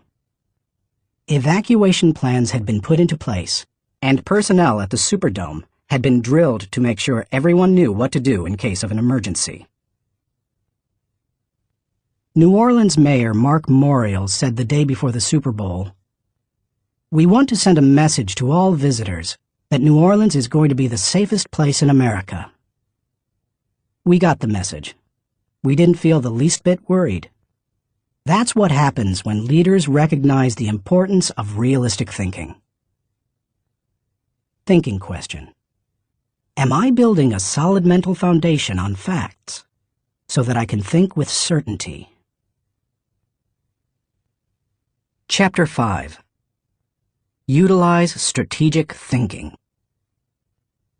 Most people spend more time planning their summer vacation than planning their lives. Source unknown. When you hear the words strategic thinking, what comes to mind? Do visions of business plans dance in your head? Do you conjure up marketing plans, the kind that can turn a company around? Perhaps you contemplate global politics, or you recall some of history's greatest military campaigns. Hannibal crossing the Alps to surprise the Roman army, Charlemagne's conquest of Western Europe, or the Allies' D-Day invasion of Normandy. Perhaps, but strategy doesn't have to be restricted to military action, or even to business. Strategic thinking can make a positive impact on any area of life. Plan your life, live your plan. I've observed that most people try to plan their lives one day at a time. They wake up, make up their to-do list, and dive into action. Although some people aren't even that strategic. Fewer individuals plan their lives 1 week at a time. They review their calendar for the week, check their appointments, review their goals, and then get to work. They generally outachieve most of their daily planning colleagues. I try to take planning one step further. At the beginning of every month, I spend half a day working on my calendar for the next 40 days. 40 days works for me rather than just 30. That way, I get a jump on the next month and don't get surprised. I begin by reviewing my travel schedule and planning activities with my family. Then I review what projects, lessons, and other objectives I want to accomplish during those 5 to 6 weeks. Then I start blocking out days and times for thinking, writing, working, meeting with people, etc. I set times to do fun things, such as seeing a show, watching a ball game, or playing golf. I also set aside small blocks of time to compensate for the unexpected. By the time I'm done, I can tell you nearly everything I'll be doing almost hour by hour during the coming weeks. This strategy is one of the reasons I have been able to accomplish much. Why you should release the power of strategic thinking. Strategic thinking helps me to plan, to become more efficient, to maximize my strengths, and to find the most direct path toward achieving any objective. The benefits of strategic thinking are numerous. Here are a few of the reasons you should adopt it as one of your thinking tools. 1. Strategic thinking simplifies the difficult. Strategic thinking is really nothing more than planning on steroids. Spanish novelist Miguel de Cervantes said, "The man who is prepared has his battle half fought." Strategic thinking takes complex issues and long-term objectives, which can be very difficult to address, and breaks them down into manageable sizes. Anything becomes simpler when it has a plan. Strategic thinking can also help you simplify the management of everyday life. I do that by using systems, which are nothing more than good strategies repeated. I am well known among pastors and other speakers for my filing system. Writing a lesson or speech can be difficult, but because I use my system to file quotes, stories, and articles, when I need something to flesh out or illustrate a point, I simply go to one of my 1,200 files and find a good piece of material that works. Just about any difficult task can be made simpler with strategic thinking. 2. Strategic thinking prompts you to ask the right questions. Do you want to break down complex or difficult issues? Then ask questions. Strategic thinking forces you through this process. Take a look at the following questions developed by my friend Bob Beal, the author of Master Planning. Direction. What should we do next? Why? Organization. Who is responsible for what? Who is responsible for whom? Do we have the right people in the right places? Cash. What is our projected income, expense, net? Can we afford it? How can we afford it? Tracking. Are we on target? Overall evaluation. Are we achieving the quality we expect and demand of ourselves? Refinement. How can we be more effective and more efficient, move toward the ideal? These may not be the only questions you need to ask to begin formulating a strategic plan, but they are certainly a good start. 3. Strategic thinking prompts customization. General George S. Patton observed, "Successful generals make plans to fit circumstances, but do not try to create circumstances to fit plans." All good strategic thinkers are precise in their thinking. They try to match the strategy to the problem, because strategy isn't a one-size-fits-all proposition. Sloppy or generalized thinking is an enemy of achievement. The intention to customize in strategic thinking forces a person to go beyond vague ideas and engage in specific ways to go after a task or problem. It sharpens the mind. 4.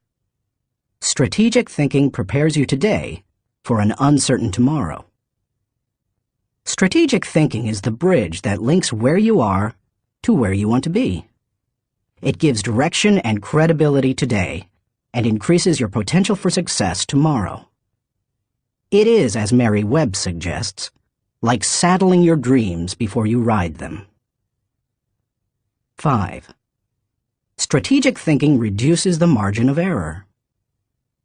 Anytime you shoot from the hip or go into a totally reactive mode, you increase your margin for error. It's like a golfer stepping up to a golf ball and hitting it before lining up the shot. Misaligning a shot by just a few degrees can send the ball 100 yards off target. Strategic thinking, however, greatly reduces that margin for error. It lines up your actions with your objectives, just as lining up a shot in golf helps you to put the ball closer to the pin. The better aligned you are with your target, the better the odds that you will be going in the right direction. 6. Strategic thinking gives you influence with others. One executive confided in another, "Our company has a short-range plan and a long-range plan. Our short-range plan is to stay afloat long enough to make it to our long-range plan." That's hardly a strategy, yet that's the position where some business leaders put themselves. There's more than one problem with neglecting strategic thinking in that way. Not only does it fail to build the business, but it also loses the respect of everyone involved with the business. The one with the plan is the one with the power. It doesn't matter in what kind of activity you're involved. Employees want to follow the business leader with a good business plan. Volunteers want to join the pastor with a good ministry plan. Children want to be with the adult who has the well-thought-out vacation plan. If you practice strategic thinking, others will listen to you, and they will want to follow you. If you possess a position of leadership in an organization, strategic thinking is essential. How to release the power of strategic thinking. To become a better strategic thinker, able to formulate and implement plans that will achieve the desired objective, take the following guidelines to heart. 1. Break down the issue. The first step in strategic thinking is to break down an issue into smaller, more manageable parts so that you can focus on them more effectively. How you do it is not as important as just doing it. You might break an issue down by function. That's what automotive innovator Henry Ford did when he created the assembly line. And that's why he said, "Nothing is particularly hard if you divide it into small jobs." How you break down an issue is up to you, whether it's by function, timetable, responsibility, purpose, or some other method. The point is that you need to break it down. Only one person in a million can juggle the whole thing in his head and think strategically to create solid, viable plans. 2. Ask why before how. When most people begin using strategic thinking to solve a problem or plan a way to meet an objective, they often make the mistake of jumping the gun and trying immediately to figure out how to accomplish it. Instead of asking how, they should first ask why.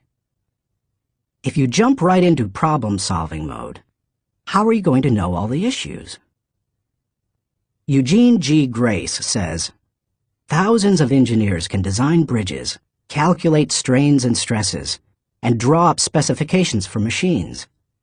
But the great engineer is the man who can tell whether the bridge or the machine should be built at all, where it should be built, and when." Asking why helps you to think about all the reasons for decisions.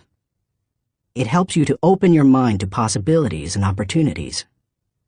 The size of an opportunity often determines the level of resources and effort that you must invest.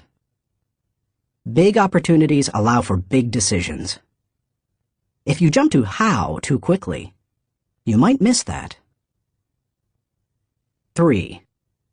Identify the real issues and objectives. William Feather, author of The Business of Life, said, "Before it can be solved, a problem must be clearly defined. Too many people rush to solutions, and as a result, they end up solving the wrong problem.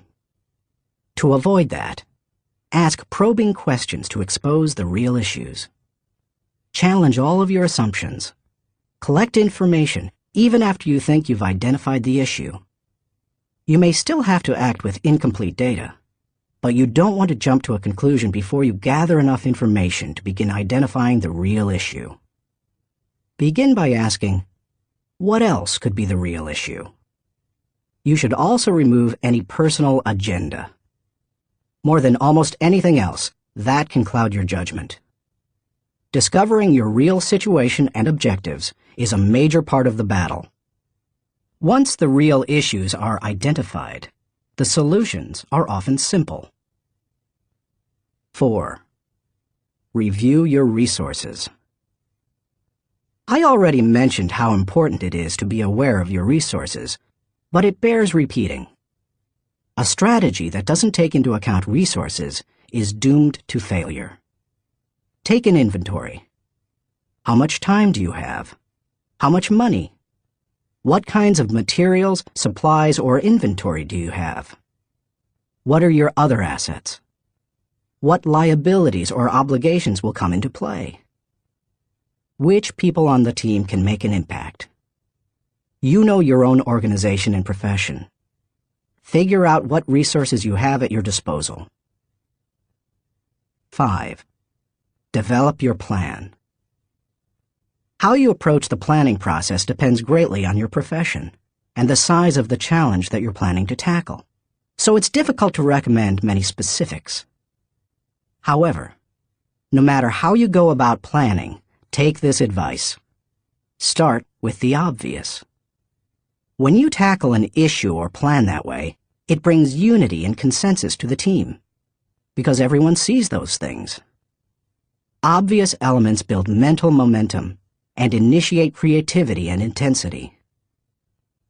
The best way to create a road to the complex is to build on the fundamentals. 6. Put the right people in the right place. It's critical that you include your team as part of your strategic thinking. Before you can implement your plan, you must make sure that you have the right people in place. Even the best strategic thinking won't help if you don't take into account the people part of the equation. Look what happens if you miscalculate. Wrong person. Problems instead of potential. Wrong place. Frustration instead of fulfillment. Wrong plan. Grief instead of growth. Everything comes together, however, when you put together all three elements: the right person, the right place, and the right plan. 7. Keep repeating the process. My friend Olin Hendricks remarked, "Strategic thinking is like showering. You have to keep doing it. If you expect to solve any major problem once, you're in for disappointment.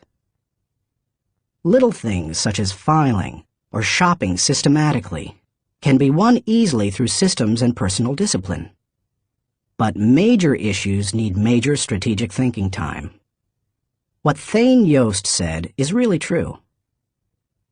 The will to win is worthless if you do not have the will to prepare. If you want to be an effective strategic thinker, then you need to become a continuous strategic thinker. As I was working on this chapter, I came across an article in my local paper on the celebration of the Jewish Passover and how millions of American Jews read the order of service for their Seder, or Passover meal, from a small booklet produced by Maxwell House Coffee. For more than 70 years, the coffee company has produced the booklet, called a Haggadah, and during those years, it has distributed more than 40 million copies of it. I remember using them all my life, said Regina Witt, who is in her 50s. So does her mother, who is almost 90. It's our tradition. I think it would be very strange not to use them. So how did Maxwell House come to supply the booklets? It was the result of strategic thinking. 80 years ago, marketing man Joseph Jacobs advised that the company could sell coffee during Passover if the product were certified kosher by a rabbi. Since 1923, Maxwell House Coffee has been certified kosher for Passover. And then Jacobs suggested that if they gave away the Haggadah booklets, they could increase sales. They've been creating the booklets and selling coffee during Passover ever since. That's what can happen when you unleash the power of strategic thinking. Thinking question. Am I implementing strategic plans that give me direction for today and increase my potential for tomorrow?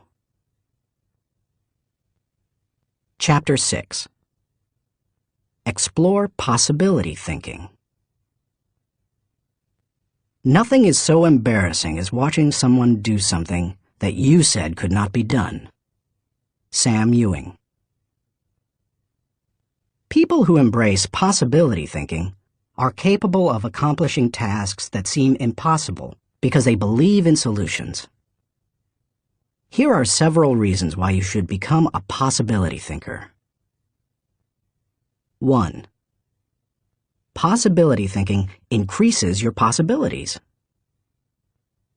When you believe you can do something difficult, and you succeed, many doors open for you. When George Lucas succeeded in making Star Wars, despite those who said the special effects he wanted hadn't ever been done, and couldn't be done, many other possibilities opened up to him. Industrial Light and Magic, the company he created to produce those impossible special effects, became a source of revenue to help underwrite his other projects. He was able to produce merchandising tie-ins to his movies, thus bringing in another revenue stream to fund his movie making. But his confidence in doing the difficult has also made a huge impact on other movie makers and a whole new generation of moviegoers. Popular culture writer Chris Salewicz asserts, at first, directly through his own work, and then via the unparalleled influence of ILM, Industrial Light and Magic, George Lucas has dictated for 2 decades the essential broad notion of what is cinema. If you open yourself up to possibility thinking, you open yourself up to many other possibilities. 2. Possibility thinking draws opportunities and people to you. The case of George Lucas helps you to see how being a possibility thinker can create new opportunities and attract people. People who think big attract big people to them. If you want to achieve big things, you need to become a possibility thinker. 3. Possibility thinking increases others' possibilities. Big thinkers who make things happen also create possibilities for others. That happens in part because it's contagious. You can't help but become more confident and think bigger when you're around possibility thinkers. 4. Possibility thinking allows you to dream big dreams. No matter what your profession, possibility thinking can help you to broaden your horizons and dream bigger dreams. Professor David J. Schwartz believes, big thinkers are specialists in creating positive, forward-looking, optimistic pictures in their own minds and in the minds of others. If you embrace possibility thinking, your dreams will go from molehill to mountain size. And because you believe in possibilities, you put yourself in position to achieve them. 5. Possibility thinking makes it possible to rise above average. During the 1970s, when oil prices went through the roof, automobile makers were ordered to make their cars more fuel efficient. One manufacturer asked a group of senior engineers to drastically reduce the weight of cars they were designing. They worked on the problem and searched for solutions, but they finally concluded that making lighter cars couldn't be done, would be too expensive, and would present too many safety concerns. They couldn't get out of the rut of their average thinking. What was the automaker's solution? They gave the problem to a group of less experienced engineers. The new group found ways to reduce the weight of the company's automobiles by hundreds of pounds. Because they thought that solving the problem was possible, it was. Every time you remove the label of impossible from a task, you raise your potential from average to off the charts. 6. Possibility thinking gives you energy. A direct correlation exists between possibility thinking and the level of a person's energy. Who gets energized by the prospect of losing? If you know something can't succeed, how much time and energy are you willing to give it? Nobody goes looking for a lost cause. You invest yourself in what you believe can succeed. When you embrace possibility thinking, you believe in what you're doing, and that gives you energy. 7. Possibility thinking keeps you from giving up. Above all, possibility thinkers believe they can succeed. Dennis Waitley, author of The Psychology of Winning, says, "The winners in life think constantly in terms of I can, I will, and I am. Losers, on the other hand, concentrate their waking thoughts on what they should have done, or what they don't do.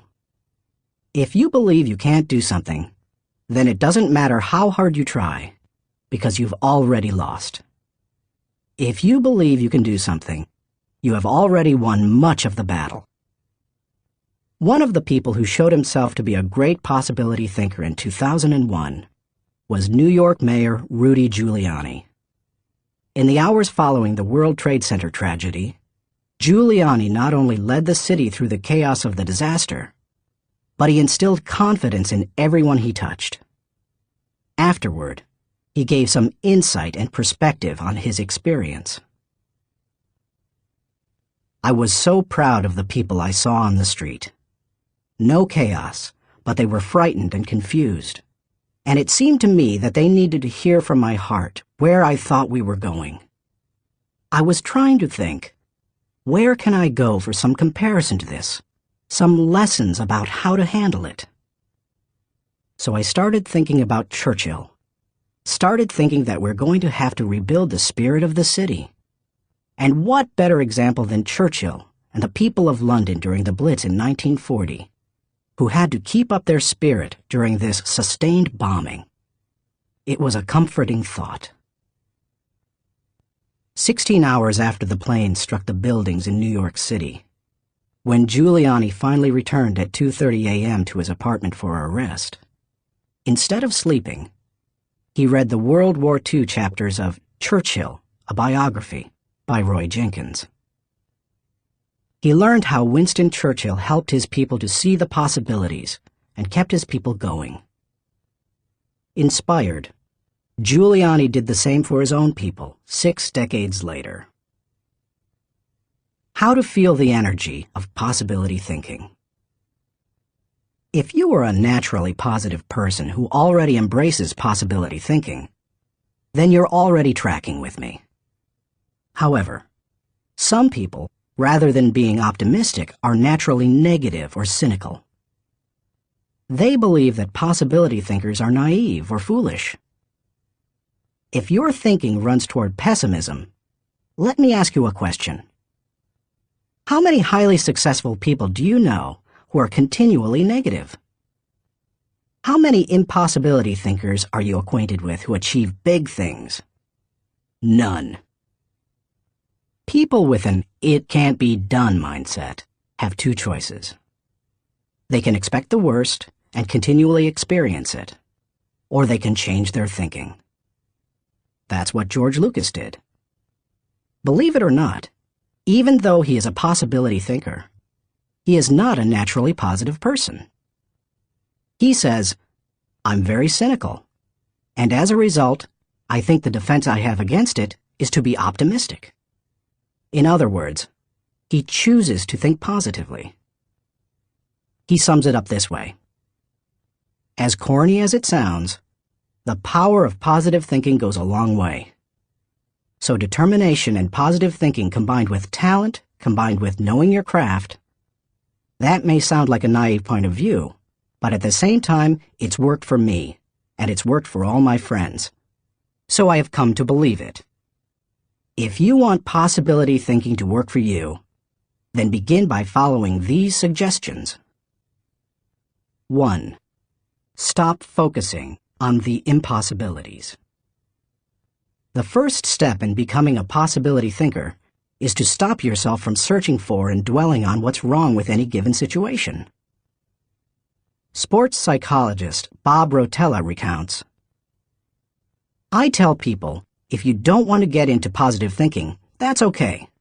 Just eliminate all the negative thoughts from your mind, and whatever's left will be fine." If possibility thinking is new to you, you're going to have to give yourself a lot of coaching to eliminate some of the negative self-talk you may hear in your head.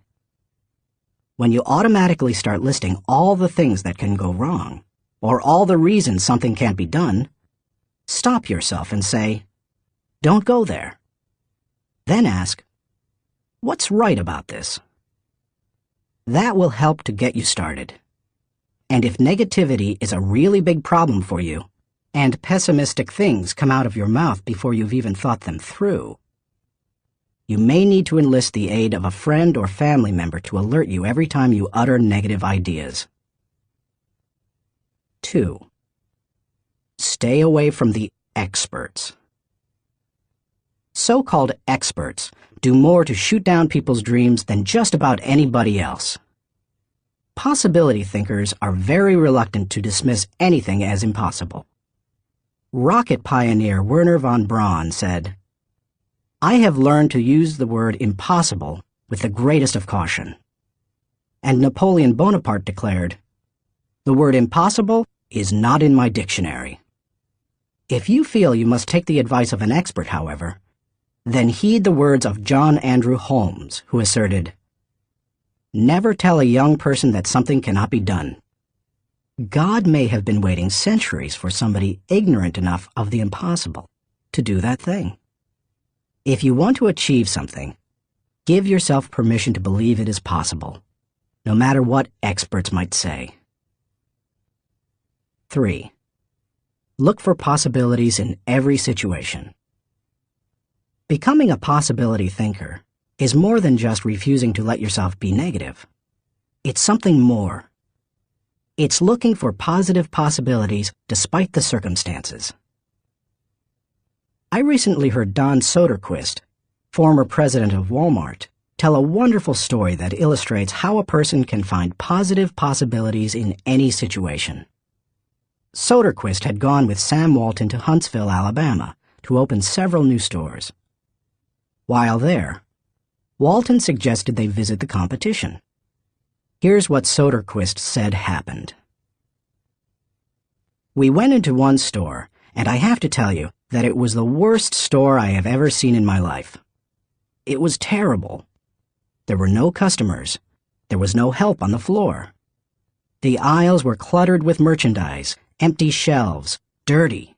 It was absolutely terrible. He, Walton, walked one way, and I'd walked the other way, and we'd kind of meet out on the sidewalk. He said, "What'd you think, Don?"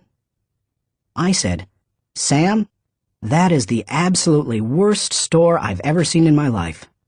I mean, did you see the aisles?" He said, "Don, did you see the pantyhose rack?" I said, "No, I didn't, Sam." "I must have gone on a different aisle than you. I didn't see that." He said, "That was the best pantyhose rack I've ever seen, Don." And he said, "I pulled the fixture out, and on the back was the name of the manufacturer. When we get back, I want you to call that manufacturer and have him come in and visit with our fixture people. I want to put that rack in our stores. It's absolutely the best I've ever seen." And he said next, "Did you see the ethnic cosmetics?" I said, "Sam, that must have been right next to the pantyhose rack, because I absolutely missed that." He said, "Don, do you realize that in our stores we have 4 feet of ethnic cosmetics?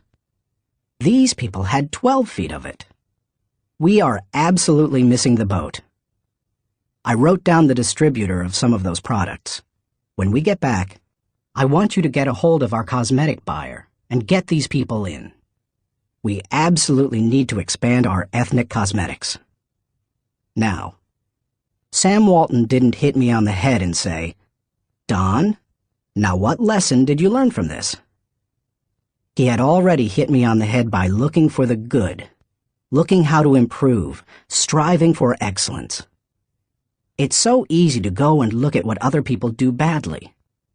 But one of the leadership characteristics of vision that he showed me, and I'll never forget it, is look for the good in what other people are doing and apply it. It doesn't take a genius IQ or 20 years of experience to find the possibility in every situation. All it takes is the right attitude, and anybody can cultivate that. 4.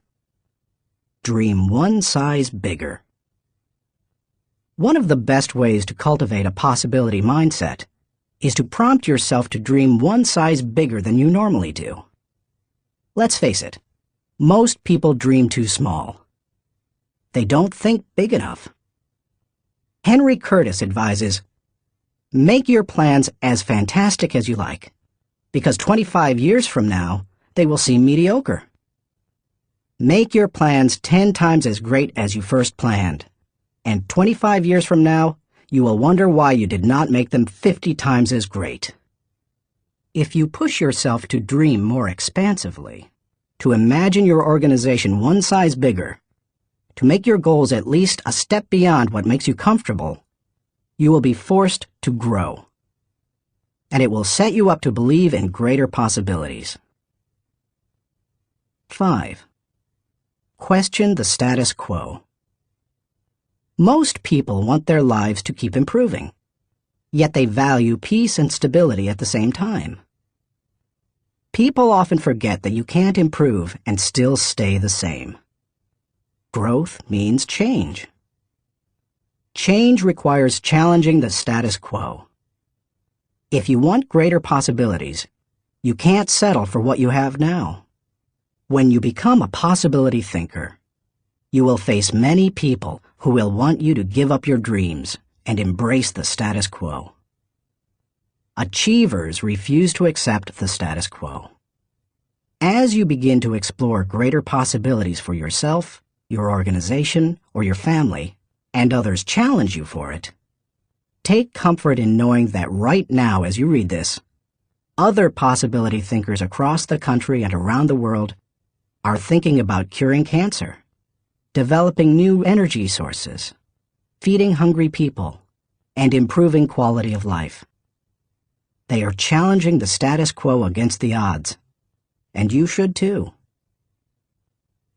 6. Find inspiration from great achievers. You can learn a lot about possibility thinking by studying great achievers. I mentioned George Lucas in this chapter. Perhaps he doesn't appeal to you, or you don't like the movie industry. Personally, I'm not a big science fiction fan, but I admire Lucas as a thinker, creative visionary, and business person. Find some achievers you admire and study them. Look for people with the attitude of Robert F. Kennedy, who popularized George Bernard Shaw's stirring statement. Some men see things as they are and say, "Why?" I dream of things that never were and say, "Why not?" I know possibility thinking isn't in style with many people. So call it what you like. The will to succeed, belief in yourself, confidence in your ability, faith. It's really true. People who believe that they can't, don't. But if you believe you can, you can. That's the power of possibility thinking. Thinking question. Am I unleashing the enthusiasm of possibility thinking to find solutions for even seemingly impossible situations? Chapter 7. Learn from reflective thinking.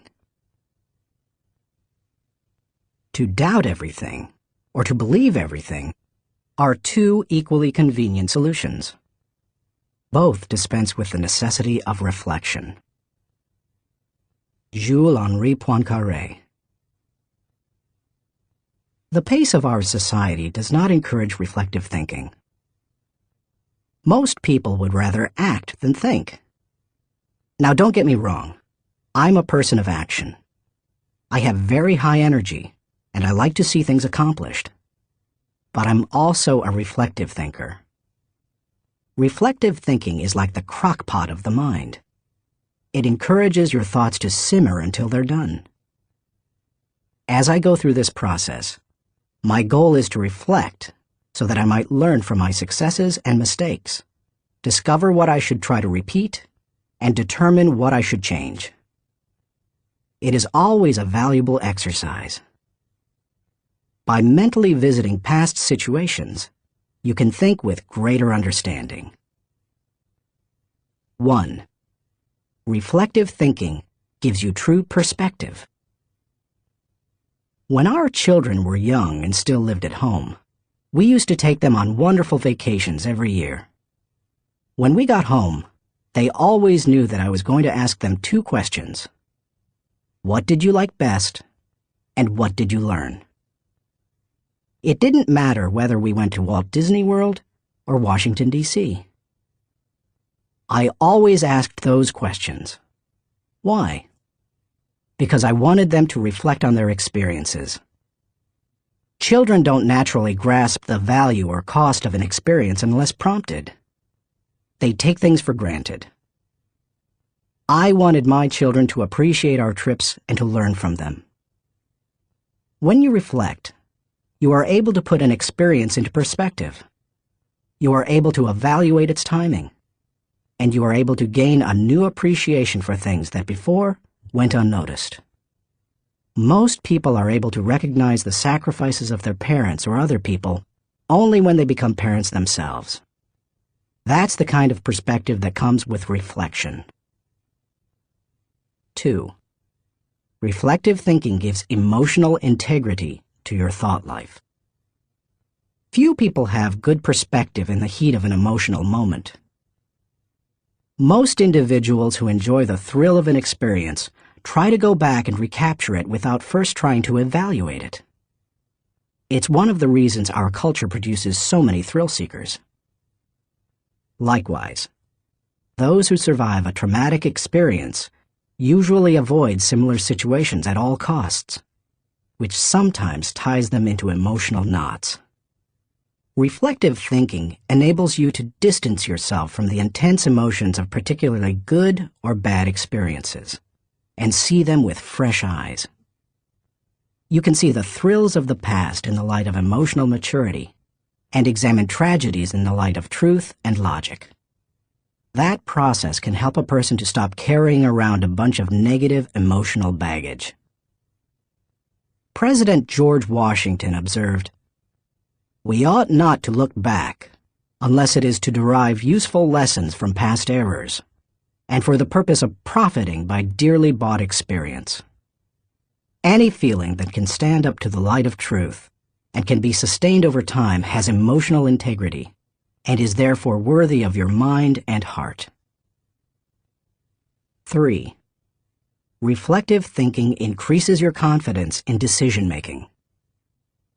Have you ever made a snap judgment and later wondered if you did the right thing? Everybody has. Reflective thinking can help to diffuse that doubt. It also gives you confidence for the next decision. Once you've reflected on an issue, you don't have to repeat every step of the thinking process when you're faced with it again.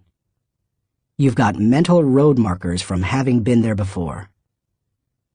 That compresses and speeds up thinking time, and it gives you confidence. And over time, it can also strengthen your intuition. 4.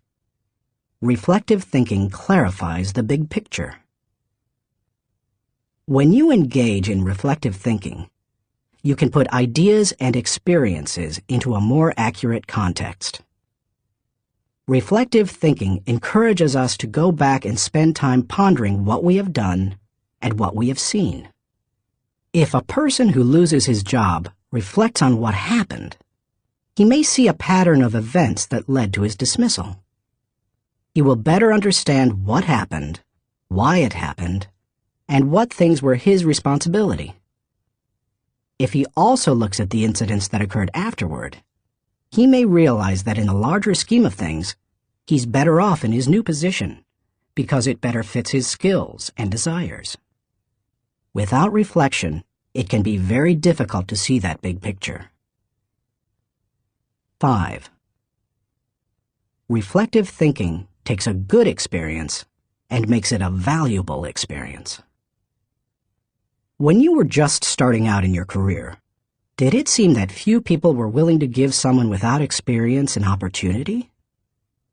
At the same time, could you see people who had been on their jobs 20 years, who yet did their work poorly? If so, that probably frustrated you.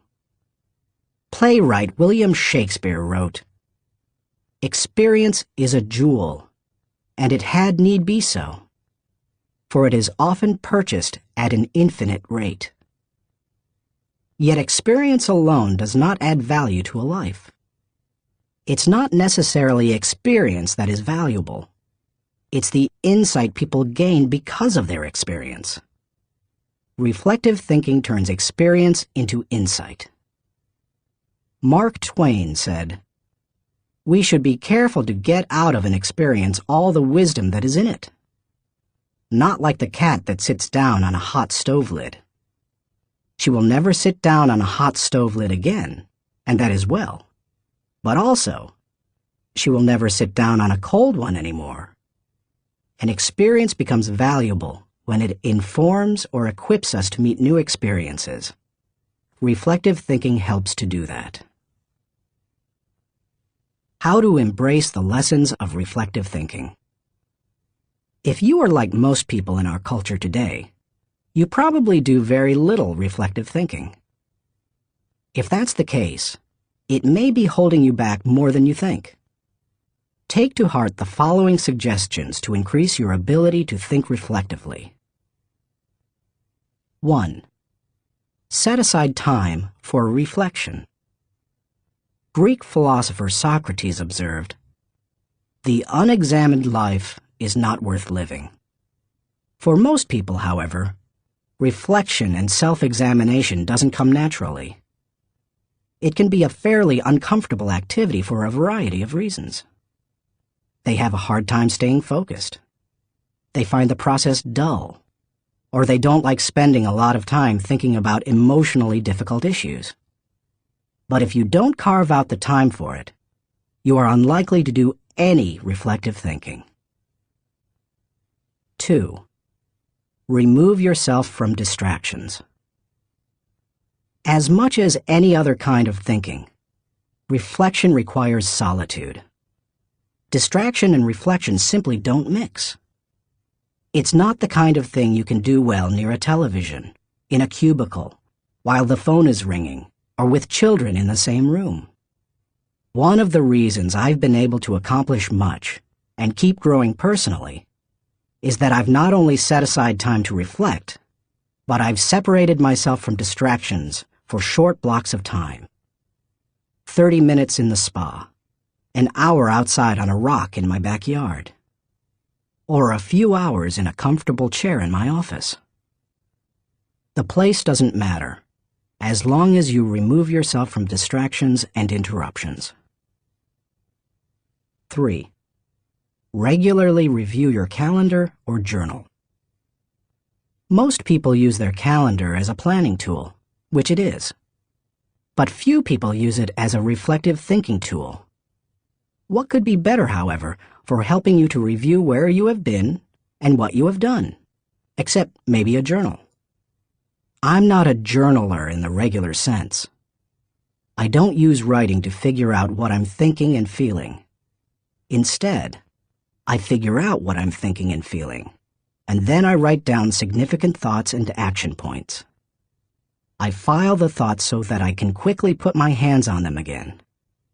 I immediately execute the action points or delegate them to someone else. Calendars and journals remind you of how you've spent your time, show you whether your activities match your priorities, and help you see whether you are making progress. They also offer you an opportunity to recall activities that you might not have had the time to reflect on previously. Some of the most valuable thoughts you've ever had may have been lost because you didn't give yourself the reflection time you needed. 4. Ask the right questions. The value you receive from reflecting will depend on the kinds of questions you ask yourself. The better the questions, the more gold you will mine from your thinking. When I reflect, I think in terms of my values, relationships, and experiences. Here are some sample questions. Personal growth. What have I learned today that will help me grow?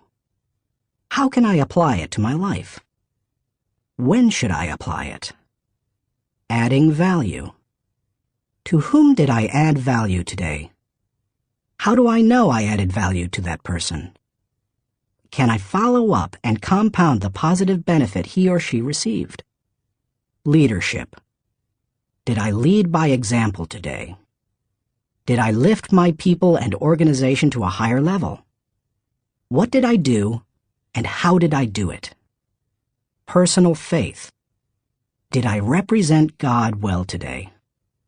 Did I practice the golden rule?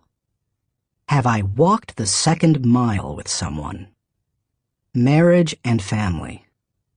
Did I communicate love to my family today? How did I show that love? Did they feel it? Did they return it? Inner circle. Have I spent enough time with my key players? What can I do to help them be more successful? In what areas can I mentor them? Discoveries. What did I encounter today to which I need to give more thinking time? Are there lessons to be learned? Are there things to be done? How you organize your reflection time is up to you. You may want to adapt my pattern to your own values. Or you can try a system that my friend Dick Biggs uses. He creates 3 columns on a sheet of paper. Year, turning point, impact. This system is good for reflecting on the bigger picture. Dick used it to see patterns in his life, such as when he moved to Atlanta and was encouraged by a new teacher to write. You could just as easily write event, significance, and action point on a page to help you benefit from reflective thinking. The main thing is to create questions that work for you and write down any significant thoughts that come to you during the reflection time. 5. Cement your learning through action. Writing down the good thoughts that come out of your reflective thinking has value. But nothing helps you to grow like putting your thoughts into action. To do that, you must be intentional. When you read a good book, for example, there are always good thoughts, quotes, or lessons that you can take away from it and use yourself. I always mark the takeaways in a book and then reread them when I'm done with the book. When I listen to a message, I record the takeaways so that I can file them for future use. When I go to a seminar, I take good notes, and I use a system of symbols to cue me to do certain things. An arrow pointing to the right means to look at this material again. An asterisk next to the marked section means to file it according to the subject noted. An open bracket means that I want to use what's marked in a lecture or book. An arrow pointing up means this idea will take off if I work at it. When most people go to a conference or seminar, they enjoy the experience, listen to the speakers, and sometimes even take notes. But nothing happens after they go home. They like many of the concepts they hear, but when they close their notebooks, they don't think about them again. When that happens, they receive little more than a temporary surge of motivation. When you go to a conference, revisit what you heard, reflect on it, and then put it into action, it can change your life. Ultimately, reflective thinking has three main values. It gives me perspective within context. It allows me to continually connect with my journey. And it provides counsel and direction concerning my future. It is an invaluable tool to my personal growth.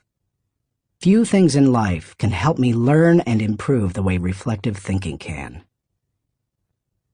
Thinking question. Am I regularly revisiting the past to gain a true perspective and think with understanding? Chapter 8. Question popular thinking. I'm not an answering machine. I'm a questioning machine. If we have all the answers, how come we're in such a mess? Douglas Cardinal. Economist John Maynard Keynes, whose ideas profoundly influenced economic theory and practices in the 20th century, asserted, "The difficulty lies not so much in developing new ideas as in escaping from the old ones." Going against popular thinking can be difficult, whether you're a business person bucking company tradition, a pastor introducing new types of music to his church, a new mother rejecting old wives' tales handed down from her parents, or a teenager ignoring currently popular styles. Many of the ideas in this book go against popular thinking. If you value popularity over good thinking, then you will severely limit your potential to learn the types of thinking encouraged by this book. Popular thinking is too average to understand the value of good thinking, too inflexible to realize the impact of changed thinking, too lazy to master the process of intentional thinking, too small to see the wisdom of big-picture thinking, too satisfied to unleash the potential of focused thinking, too traditional to discover the joy of creative thinking, too naive to recognize the importance of realistic thinking, too undisciplined to release the power of strategic thinking, too limiting to feel the energy of possibility thinking, too trendy to embrace the lessons of reflective thinking, too shallow to question the acceptance of popular thinking, too proud to encourage the participation of shared thinking, too self-absorbed to experience the satisfaction of unselfish thinking, and too uncommitted to enjoy the return of bottom-line thinking. If you want to become a good thinker, then start preparing yourself for the possibility of becoming unpopular. Why you should question the acceptance of popular thinking. I've given you some broad reasons for questioning the acceptance of popular thinking. Now, allow me to be more specific. 1. Popular thinking sometimes means not thinking. My friend Kevin Myers sums up the idea of popular thinking by saying, "The problem with popular thinking is that it doesn't require you to think at all. Good thinking is hard work. If it were easy, everybody would be a good thinker. Unfortunately, many people try to live life the easy way. They don't want to do the hard work of thinking or pay the price of success. It's easier to do what other people do and hope that they thought it out." Look at the stock market recommendations of some experts. By the time they publish their picks, most are following a trend, not creating one or even riding its crest. The people who are going to make money on the stocks they recommend have already done so by the time the general public hears about it. When people blindly follow a trend, they're not doing their own thinking. 2. Popular thinking offers false hope. Benno Muller-Hill, a professor in the University of Cologne Genetics Department, tells how one morning in high school he stood last in a line of 40 students in the schoolyard. His physics teacher had set up a telescope so that his students could view a planet and its moons. The first student stepped up to the telescope. He looked through it, but when the teacher asked if he could see anything, the boy said no. His nearsightedness hampered his view. The teacher showed him how to adjust the focus, and the boy finally said he could see the planet and moons. One by one, the students stepped up to the telescope and saw what they were supposed to see.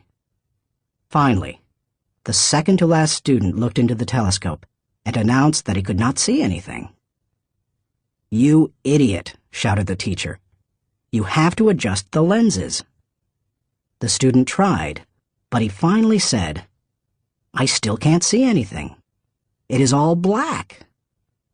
The teacher, disgusted, looked through the telescope himself, and then looked up with a strange expression. The lens cap still covered the telescope. None of the students had been able to see anything. Many people look for safety and security in popular thinking. They figure that if a lot of people are doing something, then it must be right. It must be a good idea. If most people accept it, then it probably represents fairness, equality, compassion, and sensitivity, right? Not necessarily. Popular thinking said the Earth was the center of the universe. Yet Copernicus studied the stars and planets and proved mathematically that the Earth and the other planets in our solar system revolved around the sun. Popular thinking said surgery didn't require clean instruments. Yet Joseph Lister studied the high death rates in hospitals and introduced antiseptic practices that immediately saved lives. Popular thinking said that women shouldn't have the right to vote. Yet people like Emmeline Pankhurst and Susan B. Anthony fought for and won that right. Popular thinking put the Nazis into power in Germany. Yet Hitler's regime murdered millions and nearly destroyed Europe. We must always remember there is a huge difference between acceptance and intelligence. People may say that there's safety in numbers, but that's not always true. Sometimes it's painfully obvious that popular thinking isn't good and right. Other times, it's less evident. For example, consider the staggering number of people in the United States who have run up large amounts of debt on their credit cards. Anyone who is financially astute will tell you that's a bad idea. Yet millions follow right along with the popular thinking of buy now, pay later. And so they pay and pay and pay. Many promises of popular thinking ring hollow. Don't let them fool you. 3. Popular thinking is slow to embrace change. Popular thinking loves the status quo. It puts its confidence in the idea of the moment and holds on to it with all its might. As a result, It resists change and dampens innovation.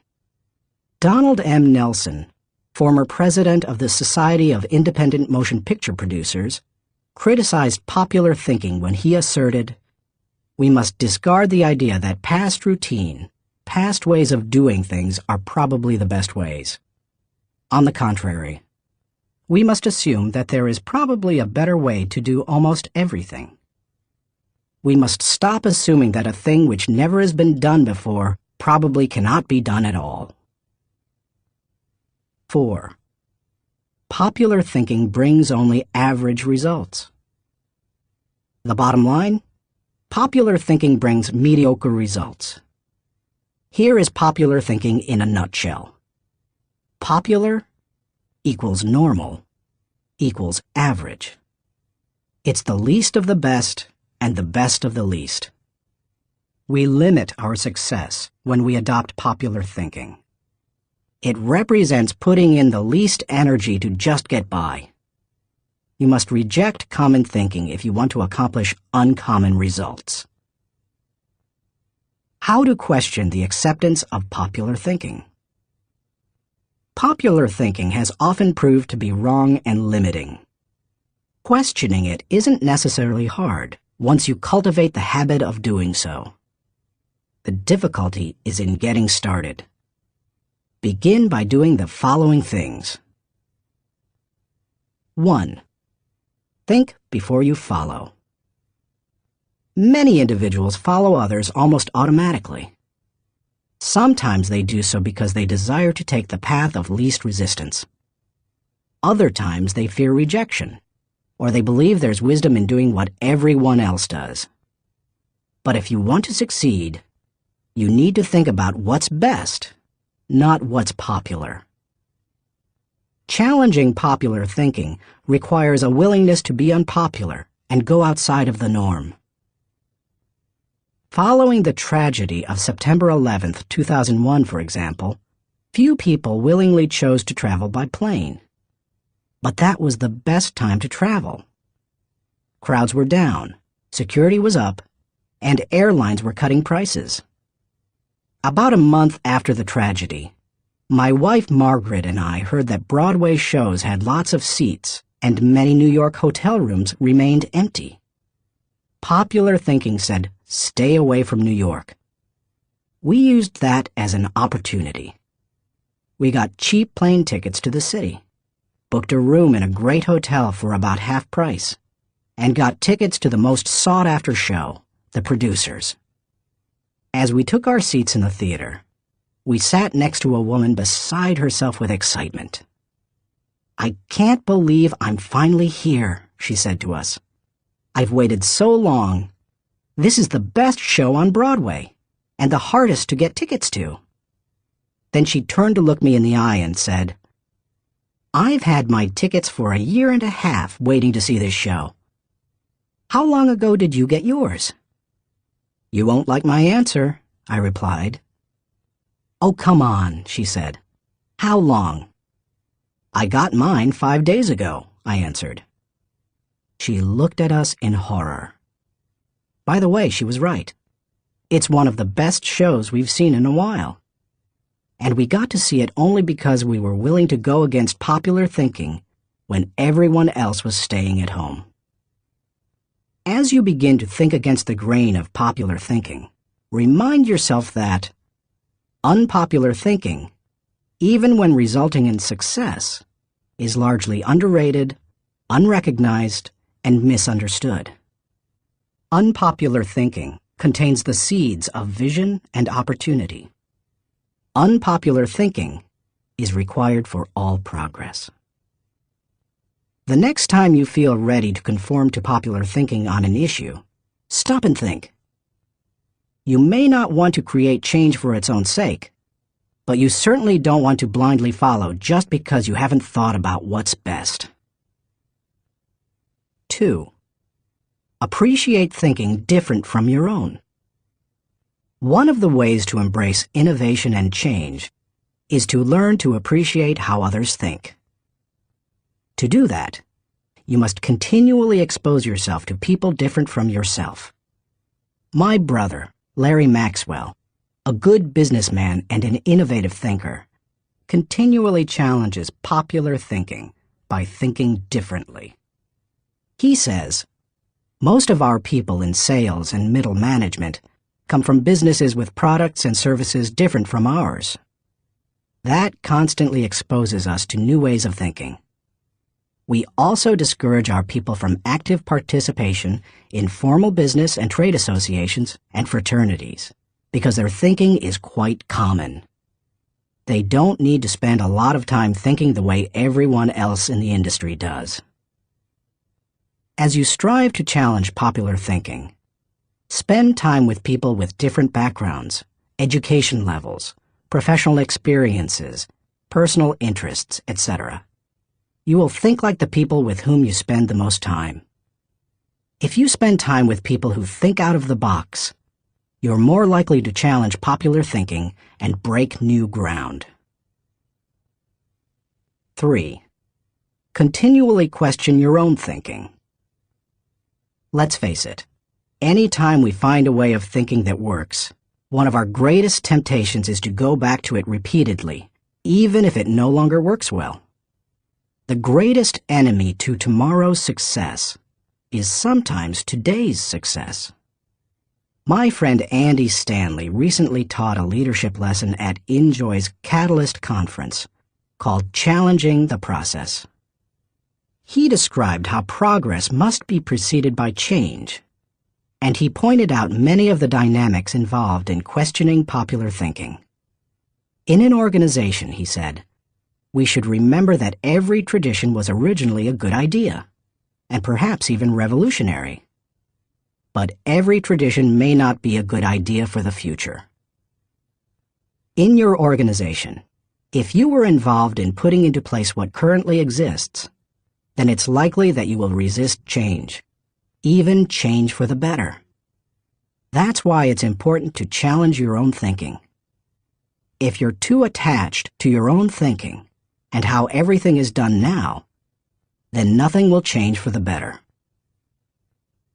4. Try new things in new ways. When was the last time you did something for the first time? Do you avoid taking risks or trying new things? One of the best ways to get out of the rut of your own thinking is to innovate. You can do that in little everyday ways. Drive to work a different way from normal. Order an unfamiliar dish at your favorite restaurant. Ask a different colleague to help you with a familiar project. Take yourself off of autopilot. Unpopular thinking asks questions and seeks options. In 1997, my 3 companies moved to Atlanta, Georgia. It's a great city, but traffic at peak times can get crazy. Immediately after moving here, I began looking for and testing alternative routes to desired destinations so that I would not be caught in traffic. From my house to the airport, for example, I have discovered and used 9 routes within 8 miles and 12 minutes from one another. Often, I am amazed to see people sitting on the freeway when they could be moving forward on an alternative route. What is the problem? Too many people have not tried new things in new ways. It is true. Most people are more satisfied with old problems than committed to finding new solutions. How you go about doing new things in new ways is not as important as making sure you do it. Besides, if you try to do new things in the same way that everyone else does, are you really going against popular thinking? Get out there and do something different today. 5. Get used to being uncomfortable. When it comes right down to it, popular thinking is comfortable. It's like an old recliner adjusted to all the owner's idiosyncrasies. The problem with most old recliners is that no one has looked at them lately. If so, they'd agree that it's time to get a new one. If you want to reject popular thinking in order to embrace achievement, you'll have to get used to being uncomfortable. If you embrace unpopular thinking and make decisions based on what works best and what is right, rather than what is commonly accepted, know this. In your early years, you won't be as wrong as people think you are. In your later years, you won't be as right as people think you are. And all through the years, you will be better than you thought you could be. Thinking question. Am I consciously rejecting the limitations of common thinking in order to accomplish uncommon results? Chapter 9. Benefit from shared thinking. None of us is as smart as all of us. Ken Blanchard. Good thinkers, especially those who are also good leaders, understand the power of shared thinking. They know that when they value the thoughts and ideas of others, they receive the compounding results of shared thinking and accomplish more than they ever could on their own. Those who participate in shared thinking understand the following. 1. Shared thinking is faster than solo thinking. We live in a truly fast-paced world. To function at its current rate of speed, we can't go it alone. I think the generation of young men and women just entering the workforce sense that very strongly. Perhaps that is why they value community so highly, and are more likely to work for a company they like than one that pays them well. Working with others is like giving yourself a shortcut. If you want to learn a new skill quickly, how do you do it? Do you go off by yourself and figure it out? Or do you get someone to show you how? You can always learn more quickly from someone with experience, whether you're trying to learn how to use a new software package, develop your golf swing, or cook a new dish. 2. Shared thinking is more innovative than solo thinking. We tend to think of great thinkers and innovators as soloists. But the truth is that the greatest innovative thinking doesn't occur in a vacuum. Innovation results from collaboration. Albert Einstein once remarked, "Many times a day, I realize how much my own outer and inner life is built upon the labors of my fellow men, both living and dead, and how earnestly I must exert myself in order to give in return as much as I have received." Shared thinking leads to greater innovation, whether you look at the work of researchers Marie and Pierre Curie, surrealists Luis Buñuel and Salvador Dali, or songwriters John Lennon and Paul McCartney. If you combine your thoughts with the thoughts of others, you will come up with thoughts you've never had. 3. Shared thinking brings more maturity than solo thinking. As much as we would like to think that we know it all, each of us is probably painfully aware of our blind spots and areas of inexperience. When I first started out as a pastor, I had dreams and energy, but little experience. To try to overcome that, I attempted to get several high-profile pastors of growing churches to share their thinking with me. In the early 1970s, I wrote letters to the 10 most successful pastors in the country, offering them what was a huge amount of money to me at the time, $100, to meet me for an hour so that I could ask them questions. When one said yes, I'd visit him. I didn't talk much, except to ask a few questions. I wasn't there to impress anyone or satisfy my ego. I was there to learn. I listened to everything he said, took careful notes, and absorbed everything I could.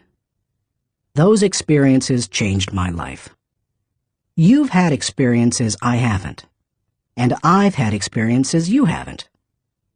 Put us together, and we bring a broader range of personal history, and therefore maturity, to the table. If you don't have the experience you need, hook up with someone who does. 4. Shared thinking is stronger than solo thinking.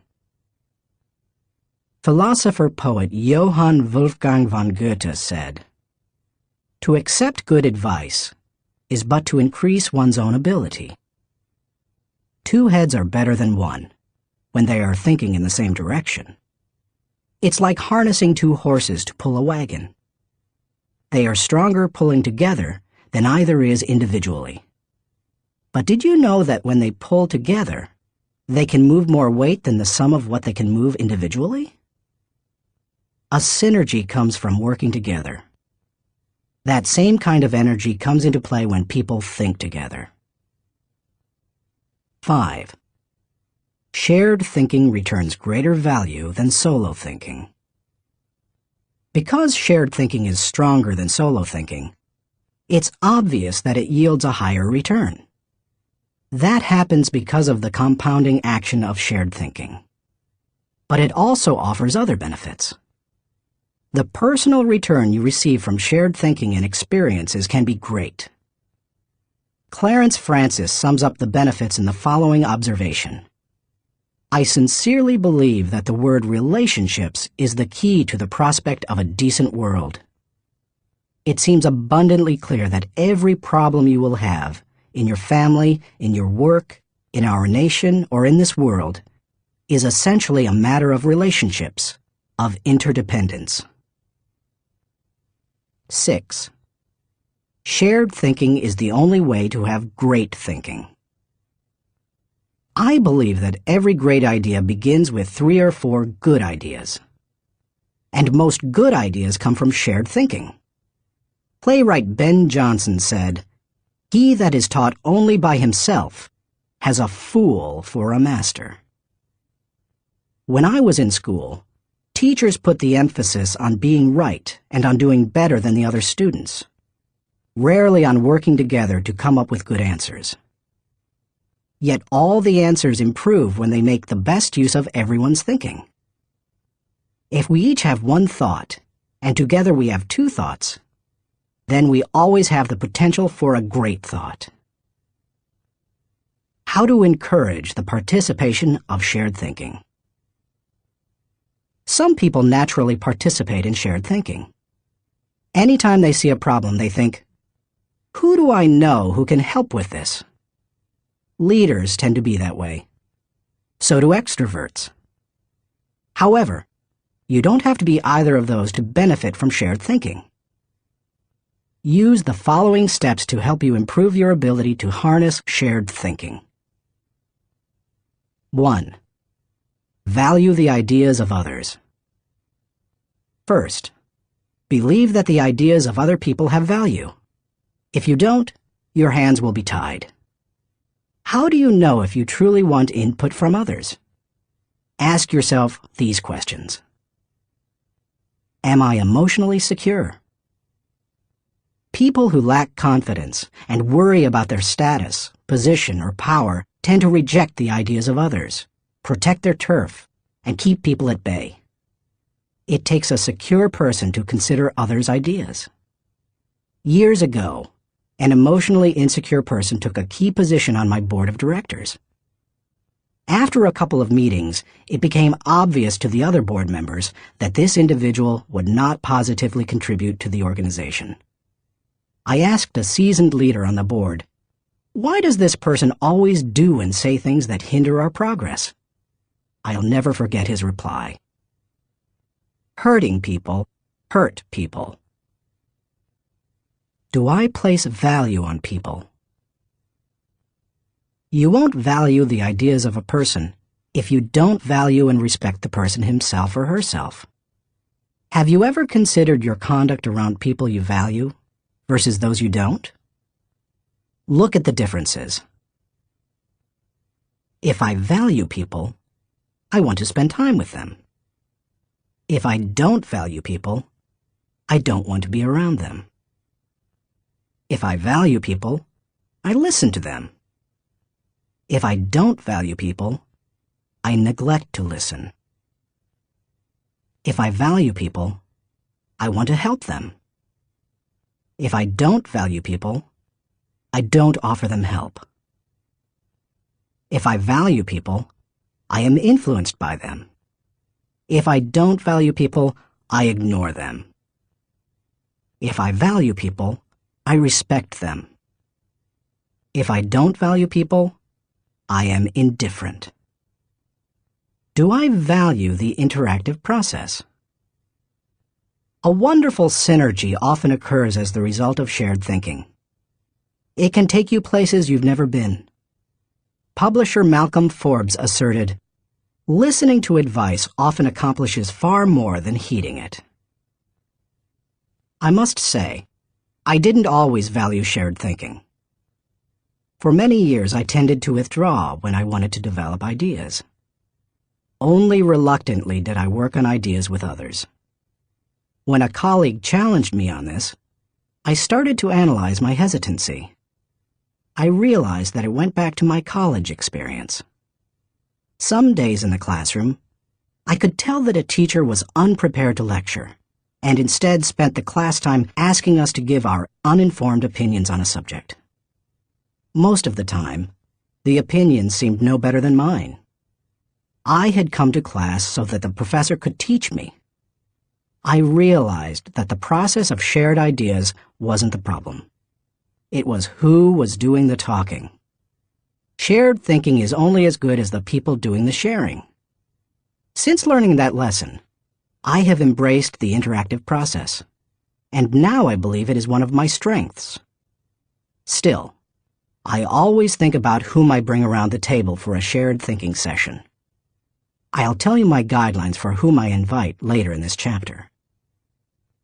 You must open yourself up to the idea of sharing ideas before you will engage in the process of shared thinking. 2.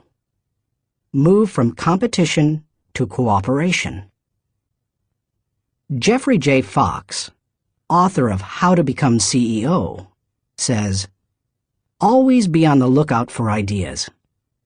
Be completely indiscriminate as to the source.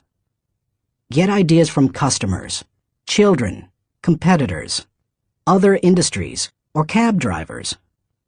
It doesn't matter who thought of an idea."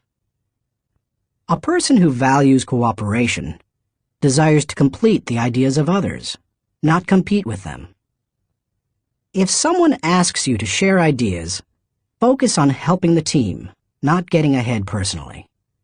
And if you are the one who brings people together to share their thoughts, praise the idea more than the source of the idea. If the best idea always wins, rather than the person who offered it, then all will share their thoughts with greater enthusiasm. 3. Have an agenda when you meet. I enjoy spending time with certain people, whether we discuss ideas or not. My wife Margaret, my children, my grandchildren, my parents. Though we often do discuss ideas, it doesn't bother me if we don't. We are family. When I spend time with nearly anyone else in my life, however, I have an agenda. I know what I want to accomplish. The more I respect the wisdom of the person, the more I listen. For example, when I meet with someone I'm mentoring, I let the person ask the questions, but I expect to do most of the talking. When I meet with someone who mentors me, like Bill Bright, I mostly keep my mouth shut. In other relationships, the give and take is more even. But no matter with whom I meet, I have a reason for getting together, and I have an expectation for what I'll give to it and get from it. That's true whether it's for business or pleasure. 4. Get the right people around the table. To get anything of value out of shared thinking, you need to have people around the table who bring something to the table. As you prepare to ask people to participate in shared thinking, use the following criteria for the selection process. Choose people whose greatest desire is the success of the ideas. People who can add value to another's thoughts. People who can emotionally handle quick changes in the conversation. People who appreciate the strengths of others in areas where they are weak. People who understand their place of value at the table. People who place what is best for the team before themselves. People who can bring out the best thinking in the people around them. People who possess maturity, experience, and success in the issue under discussion. People who will take ownership and responsibility for decisions. People who will leave the table with a we attitude, not a me attitude. Too often we choose our brainstorming partners based on feelings of friendship or circumstances or convenience. But that doesn't help us to discover and create the ideas of the highest order. Who we invite to the table makes all the difference. 5. Compensate good thinkers and collaborators well. Successful organizations practice shared thinking. If you lead an organization, department, or team, then you can't afford to be without people who are good at shared thinking. As you recruit and hire, look for good thinkers who value others, have experience with the collaborative process, and are emotionally secure. Then, pay them well, and challenge them to use their thinking skills and share their ideas often. Nothing adds value like a lot of good thinkers putting their minds together. No matter what you're trying to accomplish, you can do it better with shared thinking. That is why I spend much of my life teaching leadership. Good leadership helps to put together the right people at the right time for the right purpose so that everybody wins. All it takes is the right people and a willingness to participate in shared thinking. Thinking question. Am I consistently including the heads of others to think over my head and achieve compounding results? Chapter 10. Practice unselfish thinking. We cannot hold a torch to light another's path without brightening our own. Ben Sweetland. So far in this book, we've discussed many kinds of thinking that can help you to achieve more. Each of them has the potential to make you more successful. Now I want to acquaint you with a kind of thinking with the potential to change your life in another way. It might even redefine how you view success. Unselfish thinking can often deliver a return greater than any other kind of thinking. Take a look at some of its benefits. 1. Unselfish thinking brings personal fulfillment. Few things in life bring greater personal rewards than helping others. Charles H. Burr believed, "Getters generally don't get happiness. Givers get it." Helping people brings great satisfaction. When you spend your day unselfishly serving others, at night you can lay down your head with no regrets and sleep soundly. In Bringing Out the Best in People, Alan Loy McGuinness remarked, "There is no more noble occupation in the world than to assist another human being, to help someone succeed." Even if you have spent much of your life pursuing selfish gain, it's never too late to have a change of heart. Even the most miserable person, like Charles Dickens' Scrooge, can turn his life around and make a difference for others. That's what Alfred Nobel did. When he saw his own obituary in the newspaper, his brother had died, and the editor had written about the wrong Nobel, saying that the explosives his company produced had killed many people. Nobel vowed to promote peace and acknowledge contributions to humanity. That is how the Nobel Prizes came into being. 2. Unselfish thinking adds value to others.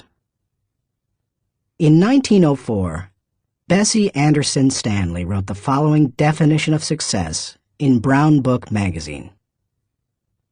"He has achieved success who has lived well, laughed often, and loved much, who has enjoyed the trust of pure women, the respect of intelligent men, and the love of little children, who has filled his niche and accomplished his task, who has left the world better than he found it, whether by an improved poppy, a perfect poem, or a rescued soul, who has never lacked appreciation of Earth's beauty or failed to express it, who has always looked for the best in others and given them the best he had, whose life was an inspiration, whose memory a benediction. When you get outside of yourself and make a contribution to others, you really begin to live. 3. Unselfish thinking encourages other virtues. When you see a 4-year-old, you expect to observe selfishness. But when you see it in a 40-year-old, it's not very attractive, is it? Of all the qualities a person can pursue, unselfish thinking seems to make the biggest difference toward cultivating other virtues. I think that's because the ability to give unselfishly is so difficult. It goes against the grain of human nature. But if you can learn to think unselfishly and become a giver, then it becomes easier to develop many other virtues: gratitude, love, respect, patience, discipline, etc.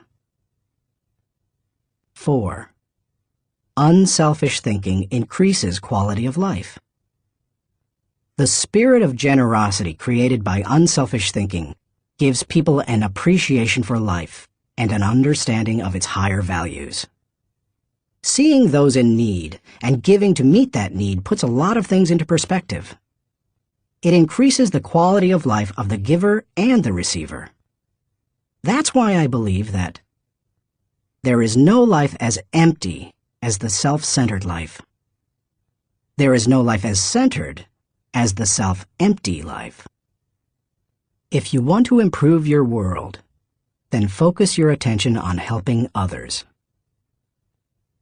5. Unselfish thinking makes you part of something greater than yourself. Merck & Company, the global pharmaceutical corporation, has always seen itself as doing more than just producing products and making a profit. It desires to serve humanity. In the mid-1980s, the company developed a drug to cure river blindness, a disease that infects and causes blindness in millions of people, particularly in developing countries. While it was a good product, potential customers couldn't afford to buy it. So what did Merck do? It developed the drug anyway, and in 1987 announced that it would give the medicine free to anyone who needed it. As of 1998, the company had given more than 250 million tablets away. George W. Merck says, "We try never to forget that medicine is for the people. It is not for the profits. The profits follow, and if we have remembered that, they have never failed to appear." The lesson to be learned? Simple. Instead of trying to be great, be part of something greater than yourself. 6. Unselfish thinking creates a legacy. Jack Balasek, President and Chief Operating Officer of True North Communications, says, "Learn, earn, return. These are the 3 phases of life. The first third should be devoted to education. The second third to building a career and making a living. And the last third to giving back to others, returning something in gratitude. Each state seems to be a preparation for the next one. If you are successful, it becomes possible for you to leave an inheritance for others. But if you desire to do more, to create a legacy, then you need to leave that in others. When you think unselfishly and invest in others, you gain the opportunity to create a legacy that will outlive you. How to experience the satisfaction of unselfish thinking. I think most people recognize the value of unselfish thinking, and most would even agree that it's an ability they would like to develop. Many people, however, are at a loss concerning how to change their thinking. To begin cultivating the ability to think unselfishly, I recommend that you do the following. 1. Put others first. The process begins with realizing that everything is not about you. That requires humility and a shift in focus. In The Power of Ethical Management, Ken Blanchard and Norman Vincent Peale wrote, "People with humility don't think less of themselves. They just think of themselves less." If you want to become less selfish in your thinking, then you need to stop thinking about your wants and begin focusing on others' needs. Paul the Apostle exhorted, "Do nothing out of selfish ambition or vain conceit, but in humility consider others better than yourselves." Each of you should look not only to your own interests, but also to the interests of others. Make a mental and emotional commitment to look out for the interests of others. 2. Expose yourself to situations where people have needs. It's one thing to believe you are willing to give unselfishly. It's another to actually do it. To make the transition, you need to put yourself in a position where you can see people's needs and do something about it. The kind of giving you do isn't important at first.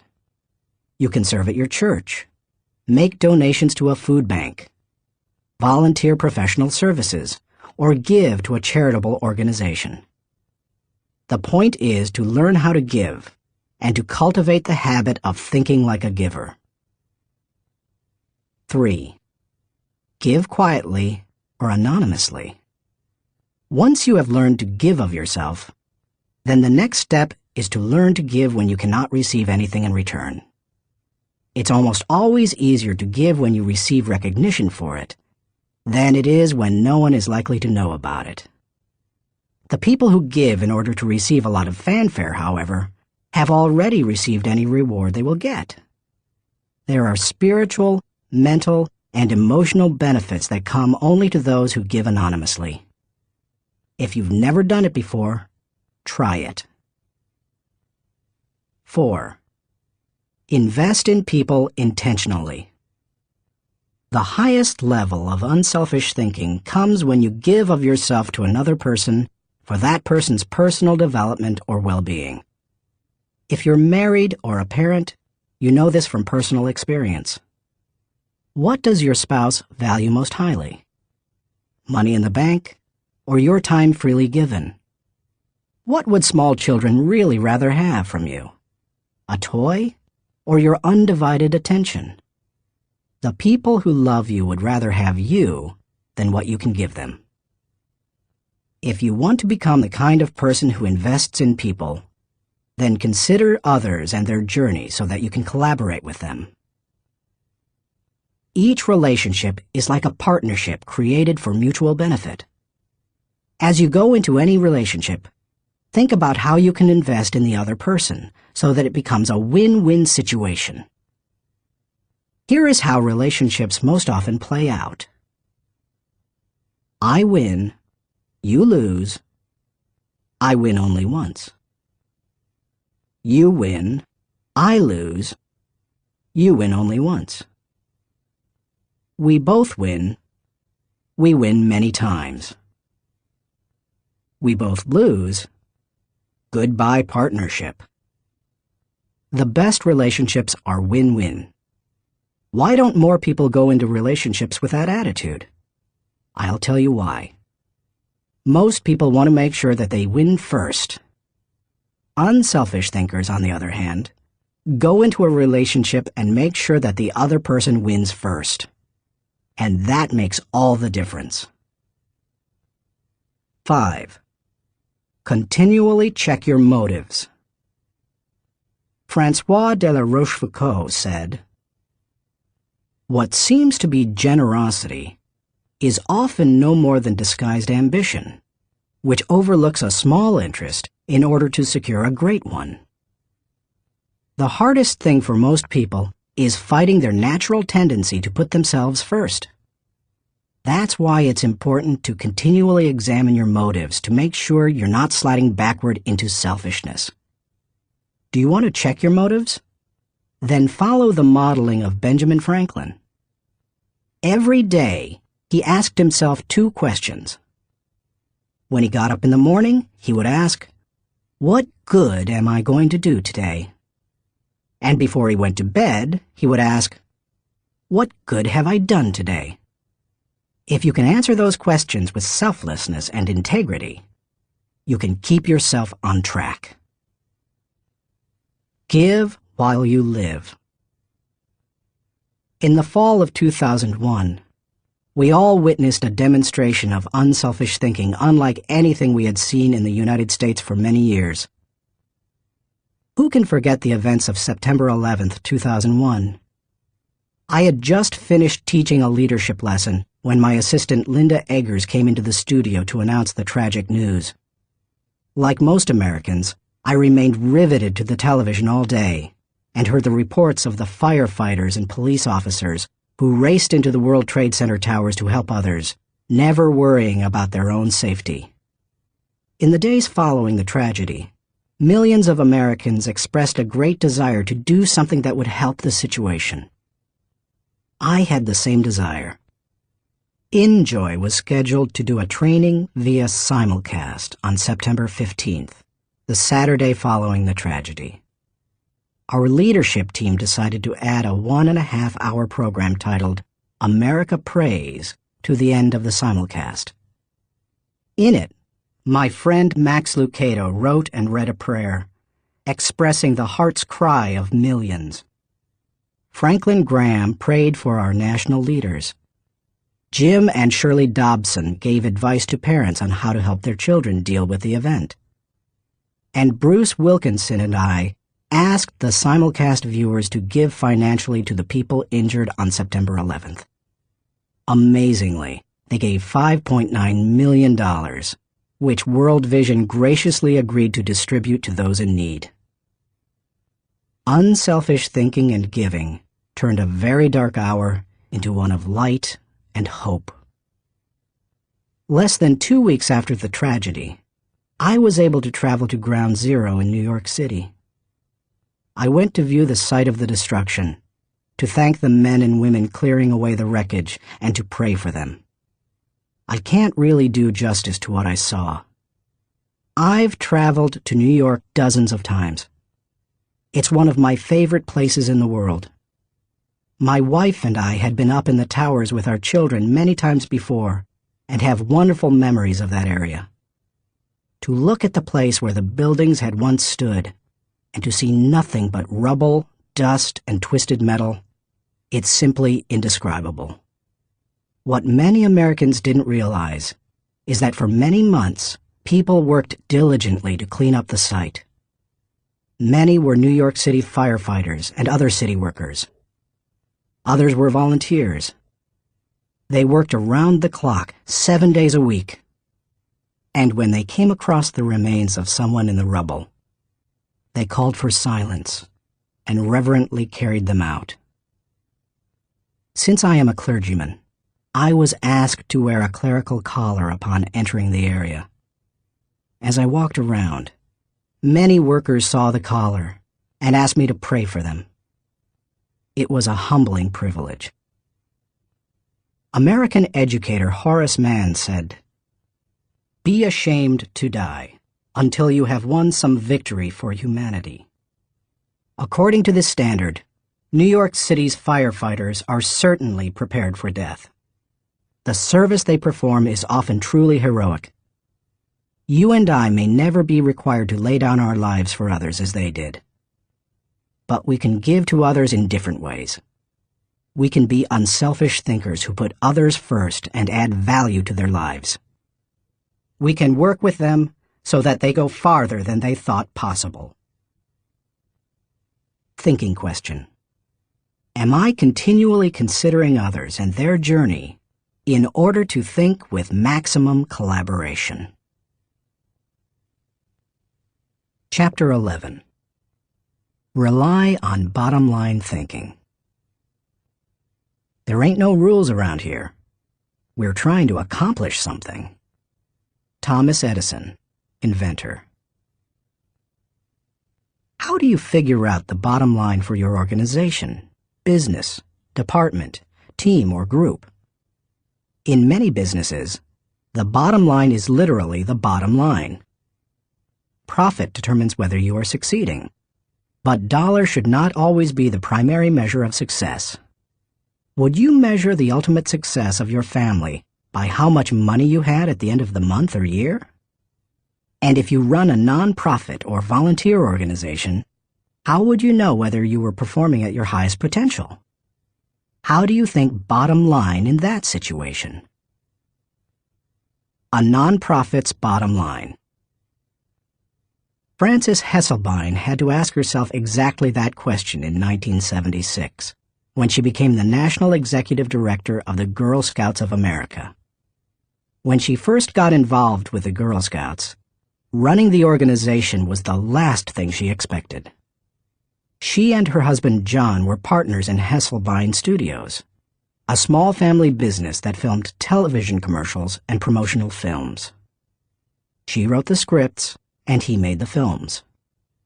In the early 1950s, she was recruited as a volunteer troop leader at the Second Presbyterian Church in Johnstown, Pennsylvania. Even that was unusual, since she had a son and no daughters. But she agreed to do it on a temporary basis. She must have loved it, because she led the troop for 9 years. In time, she became council president and a member of the national board. Then she served as executive director of the Talus Rock Girl Scout Council, a full-time paid position. By the time she took the job as CEO of the national organization, the Girl Scouts was in trouble. The organization lacked direction. Teenage girls were losing interest in scouting, and it was becoming increasingly difficult to recruit adult volunteers, especially with greater numbers of women entering the workforce.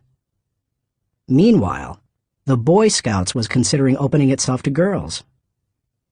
Hesselbein desperately needed to bring the organization back to the bottom line. We kept asking ourselves very simple questions, she says. What is our business? Who is our customer? And what does the customer consider value? If you're the Girl Scouts, IBM, or AT&T, you have to manage for a mission. Hesselbein's focus on mission enabled her to identify the Girl Scouts' bottom line. We really are here for one reason: to help a girl reach her highest potential. More than any one thing, that made the difference. Because when you are clear about your mission, corporate goals and operating objectives flow from it. Once she figured out her bottom line, she was able to create a strategy to try to achieve it. She started by reorganizing the national staff. Then she created a planning system to be used by each of the 350 regional councils. And she introduced management training to the organization. Hesselbein didn't restrict herself to changes in leadership and organization. In the 1960s and 70s, the country had changed, and so had its girls. But the Girl Scouts hadn't. Hesselbein tackled that issue too. The organization made its activities more relevant to the current culture, giving greater opportunities for use of computers, for example, rather than hosting a party. She also sought out minority participation, created bilingual materials, and reached out to low-income households. If helping girls reach their highest potential was the group's bottom line, then why not be more aggressive helping girls who traditionally have fewer opportunities? The strategy worked beautifully. Minority participation in the Girl Scouts tripled. In 1990, Hesselbein left the Girl Scouts after making it a first-class organization. She went on to become the founding president and CEO of the Peter F. Drucker Foundation for Nonprofit Management, and now serves as chairman of its board of governors. And in 1998, she was awarded the Presidential Medal of Freedom. President Clinton said of Hesselbein during the ceremony at the White House, She has shared her remarkable recipe for inclusion and excellence with countless organizations whose bottom line is measured not in dollars, but in changed lives. He couldn't have said it better. Why you should enjoy the return of bottom-line thinking. If you're accustomed to thinking of the bottom line only as it relates to financial matters, then you may be missing some things crucial to you and your organization. Instead, think of the bottom line as the end, the takeaway, the desired result. Every activity has its own unique bottom line. If you have a job, your work has a bottom line. If you serve in your church, your activity has a bottom line. So does your effort as a parent or spouse, if you are one. As you explore the concept of bottom-line thinking, recognize that it can help you in many ways. 1. Bottom-line thinking provides great clarity. What's the difference between bowling and work? When bowling, it takes only 3 seconds to know how you've done. That's one reason people love sports so much. There's no waiting and no guessing about the outcome. Bottom-line thinking makes it possible for you to measure outcomes more quickly and easily. It gives you a benchmark by which to measure activity. It can be used as a focused way of ensuring that all your little activities are purposeful and line up to achieve a larger goal. 2. Bottom-line thinking helps you assess every situation. When you know your bottom line, it becomes much easier to know how you're doing in any given area. When Frances Hesselbein began running the Girl Scouts, for example, she measured everything against the organization's goal of helping a girl reach her highest potential. From the organization's management structure, which she changed from a hierarchy to a hub, down to what badges the girls could earn. There's no better measurement tool than the bottom line. 3. Bottom-line thinking helps you make the best decisions. Decisions become much easier when you know your bottom line. When the Girl Scouts were struggling in the 1970s, outside organizations tried to convince its members to become women's rights activists or door-to-door canvassers. But under Hesselbein, it became easy for the Girl Scouts to say no. It knew its bottom line, and it wanted to pursue its goals with focus and fervency. 4. Bottom-line thinking generates high morale. When you know the bottom line and you go after it, you greatly increase your odds of winning. And nothing generates high morale like winning. How do you describe sports teams that win the championship? Or company divisions that achieve their goals? Or volunteers who achieve their mission? They're excited. Hitting the target feels exhilarating, and you can hit it only if you know what it is. 5. Bottom-line thinking ensures your future. If you want to be successful tomorrow, you need to think bottom line today. That's what Frances Hesselbein did, and she turned the Girl Scouts around. Look at any successful, lasting company, and you'll find leaders who know their bottom line. They make their decisions, allocate their resources, hire their people, and structure their organization to achieve that bottom line.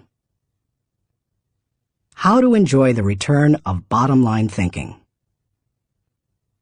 It isn't hard to see the value of the bottom line. Most people would agree that bottom-line thinking has a high return.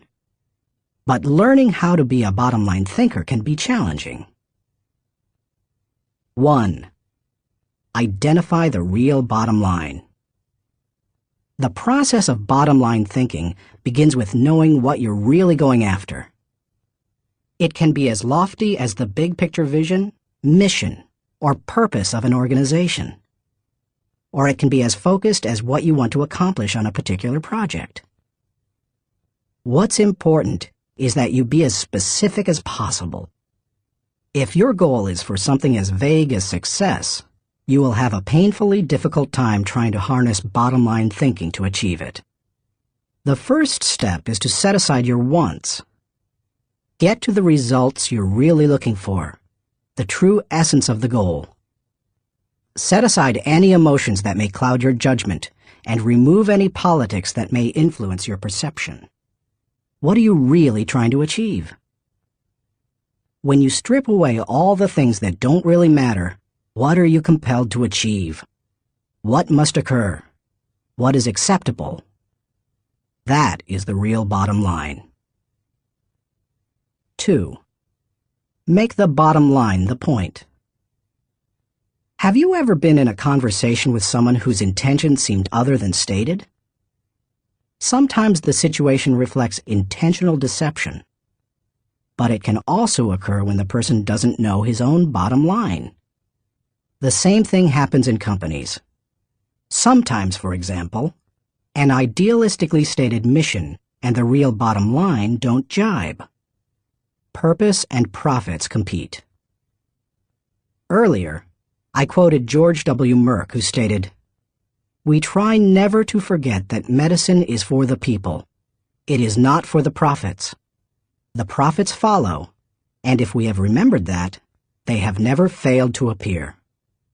He probably made that statement to remind those in his organization that profits serve purpose. They don't compete with it.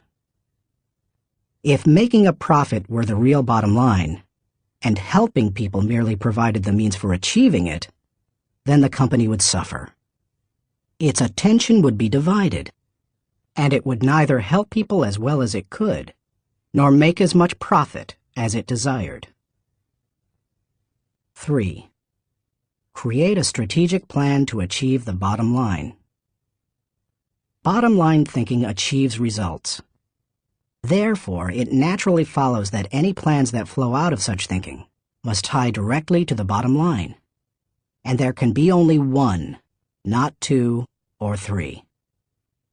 Once the bottom line has been determined, a strategy must be created to achieve it. In organizations, that often means identifying the core elements or functions that must operate properly to achieve the bottom line. This is the leader's responsibility. The important thing is that when the bottom line of each activity is achieved, then the bottom line is achieved.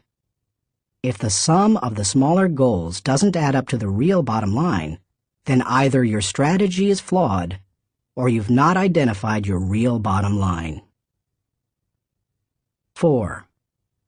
Align team members with the bottom line. Once you have your strategy in place, make sure your people line up with your strategy. Ideally, all team members should know the big goal as well as their individual role in achieving it. They need to know their personal bottom line and how that works to achieve the organization's bottom line. 5. Stick with one system and monitor results continually. Dave Sutherland, the president of one of my companies, ISS, believes that some organizations get into trouble by trying to mix systems. He maintains that many kinds of systems can be successful, but mixing different systems or continually changing from one to another leads to failure. Dave says, "Bottom line thinking cannot be a one-time thing. It has to be built into the system of working and relating and achieving. You can't just tune into the desired result every now and then. Achieving with bottom line thinking must be a way of life, or it will send conflicting messages.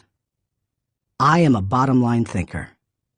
It is part of my system for achievement. I practice it every day. No other measurements, no wasted efforts."